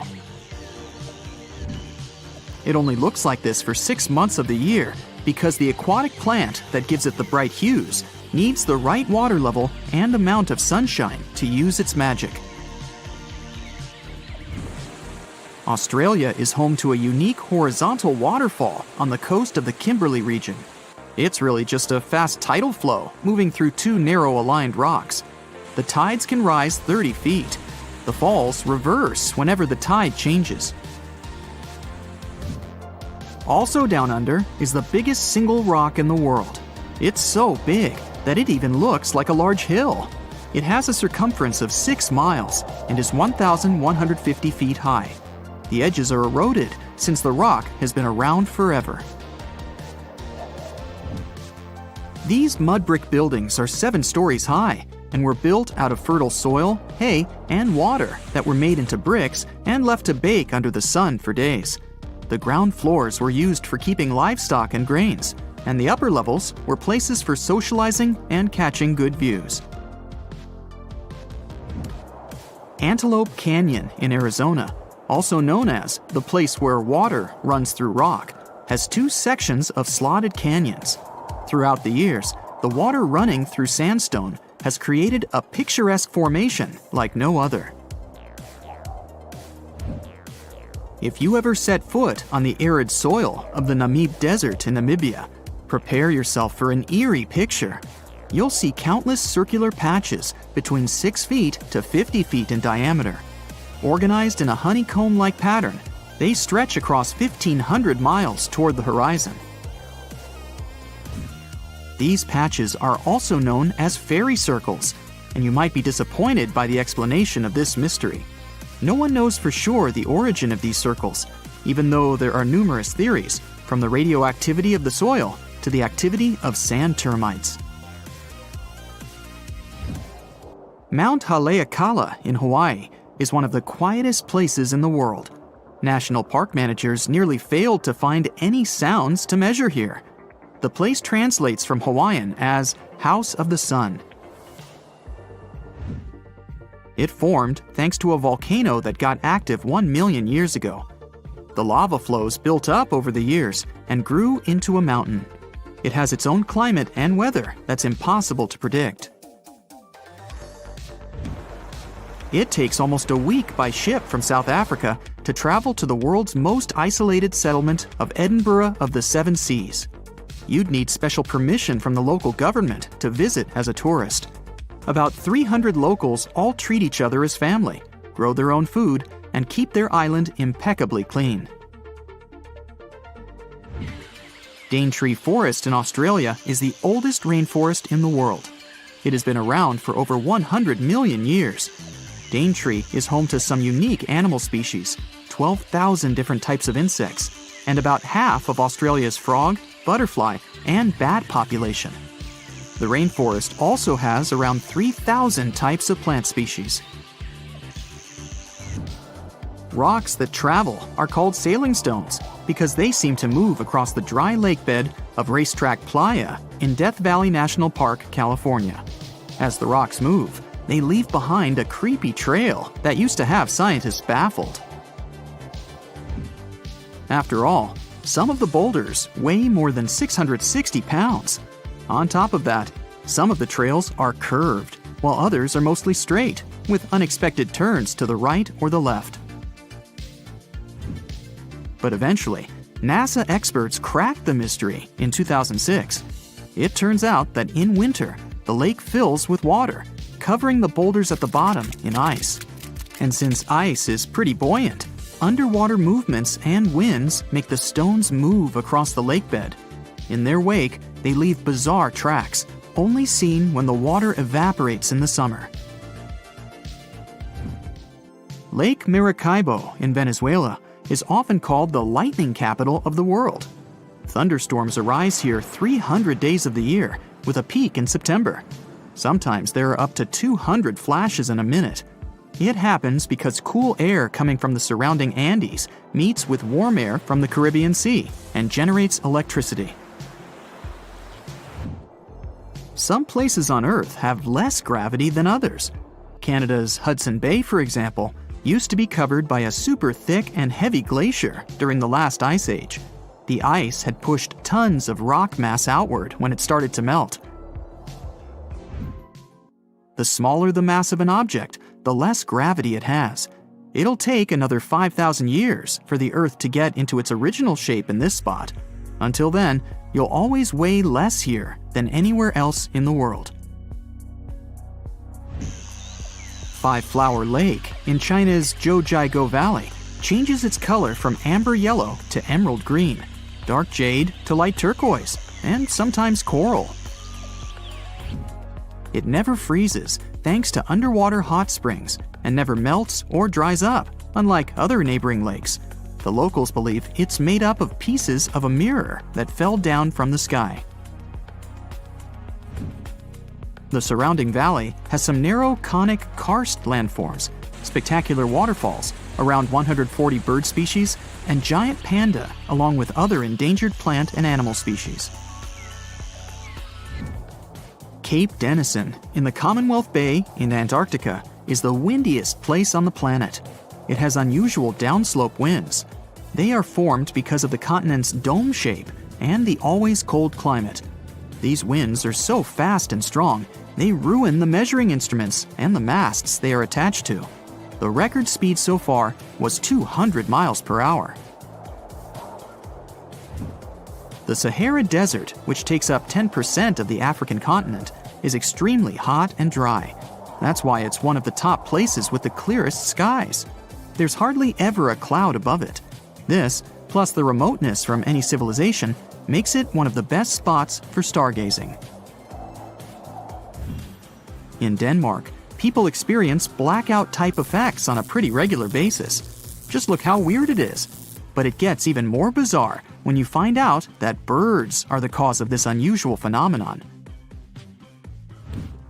Every spring and fall, millions of starlings begin their annual migration from Sweden, Finland, and Norway toward Britain, Belgium, and France. Denmark is the lucky place where you can observe Sort Sol, the Danish name for black sun. The birds travel in large flocks, which makes it easier to exchange information and stay warm. Before the birds land, they perform movements that look like dancing, but in fact, they are making different formations in an attempt to shoo predators away. And although the birds fly in highly synchronized patterns, people think that the huge flock changes its shape chaotically. The dark sun lasts only 20 minutes during sunset, and you have to be either fast or lucky to see this phenomenon. The secret of the cotton candy color of Pink Sand Beach in Barbuda is the crushed corals on it and tiny single-celled red organisms living beneath them. You can see that famous shade when the waves are strong enough to wash that mix ashore. The secret of impeccable cleanliness of this place is that it has no public facilities and is less crowded than other Caribbean islands. It took thousands of years to form Picaninny Ponds in Australia. This whole time, underground freshwater was slowly moving to the surface through limestone. It formed a large underwater cavern with white limestone walls. You'd need a special permit to dive here, and it's definitely worth it. Batara Gorge Waterfall has 3 natural bridges for anyone to walk across, take awesome pictures, and even have picnics. The waterfall is a result of limestone erosion that's been going on for millions of years, even though it looks like someone punched a hole right in the middle. It's located in the village of Tanarine, which is just 2 hours away from the capital Beirut. A village in the Meghalaya state in India is known as the wettest on the planet, according to the Guinness World Records. The average annual rainfall here is about 470 inches. It's a result of warm, moist monsoon winds coming from the Bay of Bengal, bringing clouds full of rain. It flows into rivers and waterfalls and never stops. The locals that work in the fields always wear basket-like covers to protect themselves somehow. The village of Leknes, with a population of about 3,500, is located in Norway, above the Arctic Circle. It has an unusually warm climate compared to other places in the same latitude.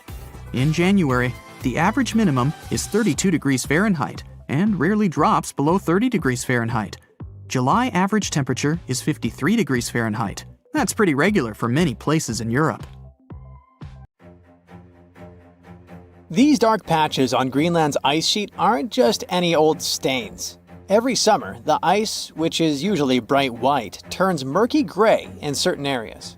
This so-called dark zone was a huge mystery for a long time, until some studies discovered that this weird transformation was connected to the odd appearance of red, green, and brown-colored algae. The scariest part is that this algae bloom keeps growing. The dark zone is getting darker, and terrifying microbes might start appearing. Now, the rest of the world should be concerned. The Greenland ice sheet is like a massive ice blanket that covers around 80% of the island. It's so thick that it holds about 8% of the world's freshwater ice. For most of the year, the ice looks like a giant untouched white sheet stretching over the land. But when summer rolls around and temperatures start to rise, things begin to change. The ice melts, revealing rocky areas along the coast. And as you move further inland, that once smooth white ice becomes darker. This is the dark zone, and it covers an area of around 248 miles in length and 62 miles at its widest point. This weird phenomenon happens basically for two reasons. The first one is black carbon. Just like dust that builds up on your bookshelf, the ice in Greenland has the same issue. The wind carries a mix of dust and soot to this icy area. But unlike your bookshelf, you can't just wipe it off with a cloth. In Greenland's case, this dirty mix settles on the ice and sticks around for thousands of years. So, the dark zone is basically covered in a fine layer of dust that's built up over time. Back in 2014, researchers analyzed this dirty mix and found that the darker ice areas were filled with black carbon. This black carbon didn't just appear out of thin air. Well, actually, it sorta did. Scientists believe it mostly comes from smoke produced by wildfires in northern Canada and Alaska somewhere in the past. As you might guess, black carbon is black, which is why it makes the ice look darker. Now, the second big reason for the Greenland ice sheet's summer makeover has to do with those algae we mentioned earlier. We're mostly talking about two types of it: the Ancylonema alaskana and the Ancylonema nordenskjoldii. Both of them love cold water regions. During winter, they stay in a dormant state deep within the ice. But when spring comes, they start to slowly migrate to the surface. By the time summer hits, they're ready to bloom and soak up nearly 24 hours of sunlight each day for photosynthesis and growth. Normally, these algae are green, but when exposed to sunlight, they turn brown as a natural way to protect themselves from harmful ultraviolet rays. And this color change is also what makes the ice in Greenland look darker. So far, this has been normal behavior. What's really alarming is that these algae blooms are getting bigger and bigger every year. This happens because they thrive on phosphorus, a nutrient that's plentiful out there and comes from a mineral called hydroxylapatite. This mineral is found in a type of rock that breaks down into tiny dust particles, which are then blown across the ice by the wind. As the climate gets warmer, the rocks dry out more, and stronger winds carry more dust. More dust means more phosphorus, leading to more algae growth. See? It is a cycle, and it keeps getting worse every year. Studying this is crucial to understanding why the dark zone keeps getting bigger. From the year 2000 to 2012, its size increased by 12%. But you might be wondering, why should we care? After all, it's just ice getting darker, right? Well, not exactly. Think about how you can't stand wearing black clothes on a